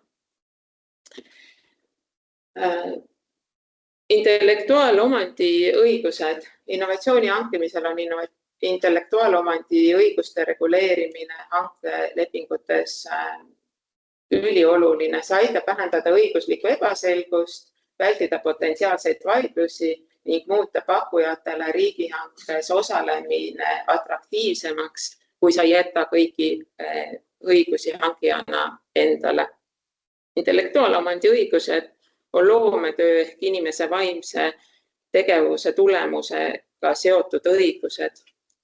Käsiraamatus me selgitame ja oleme ka lisanud konkreetsed näited, kuidas siis lepingutes intellektuaalomandi õigusi reguleerida, kirjeldanud, mis on intellektuaalomand ja miks on oluline hankijale seda kaitsta, kuidas autoriõigusi nii varalisi kui isiklikke reguleerida ja kuidas reguleerida tööstusomandit.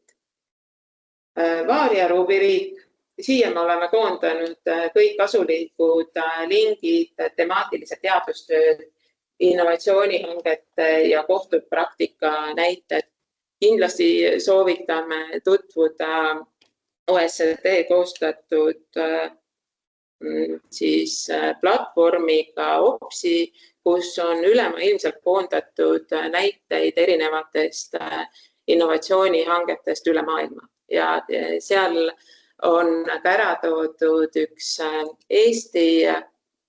Eesti innovatsioonihange, see on Sotsiaalministeeriumi toidukaart, mis siis on koostöös Rimiga, et abivajajatele antakse Rimi kaart, kus ta saab siis minna poodi ja seal kaardil oleva raha eest endale vajaliku toidu siis hankida.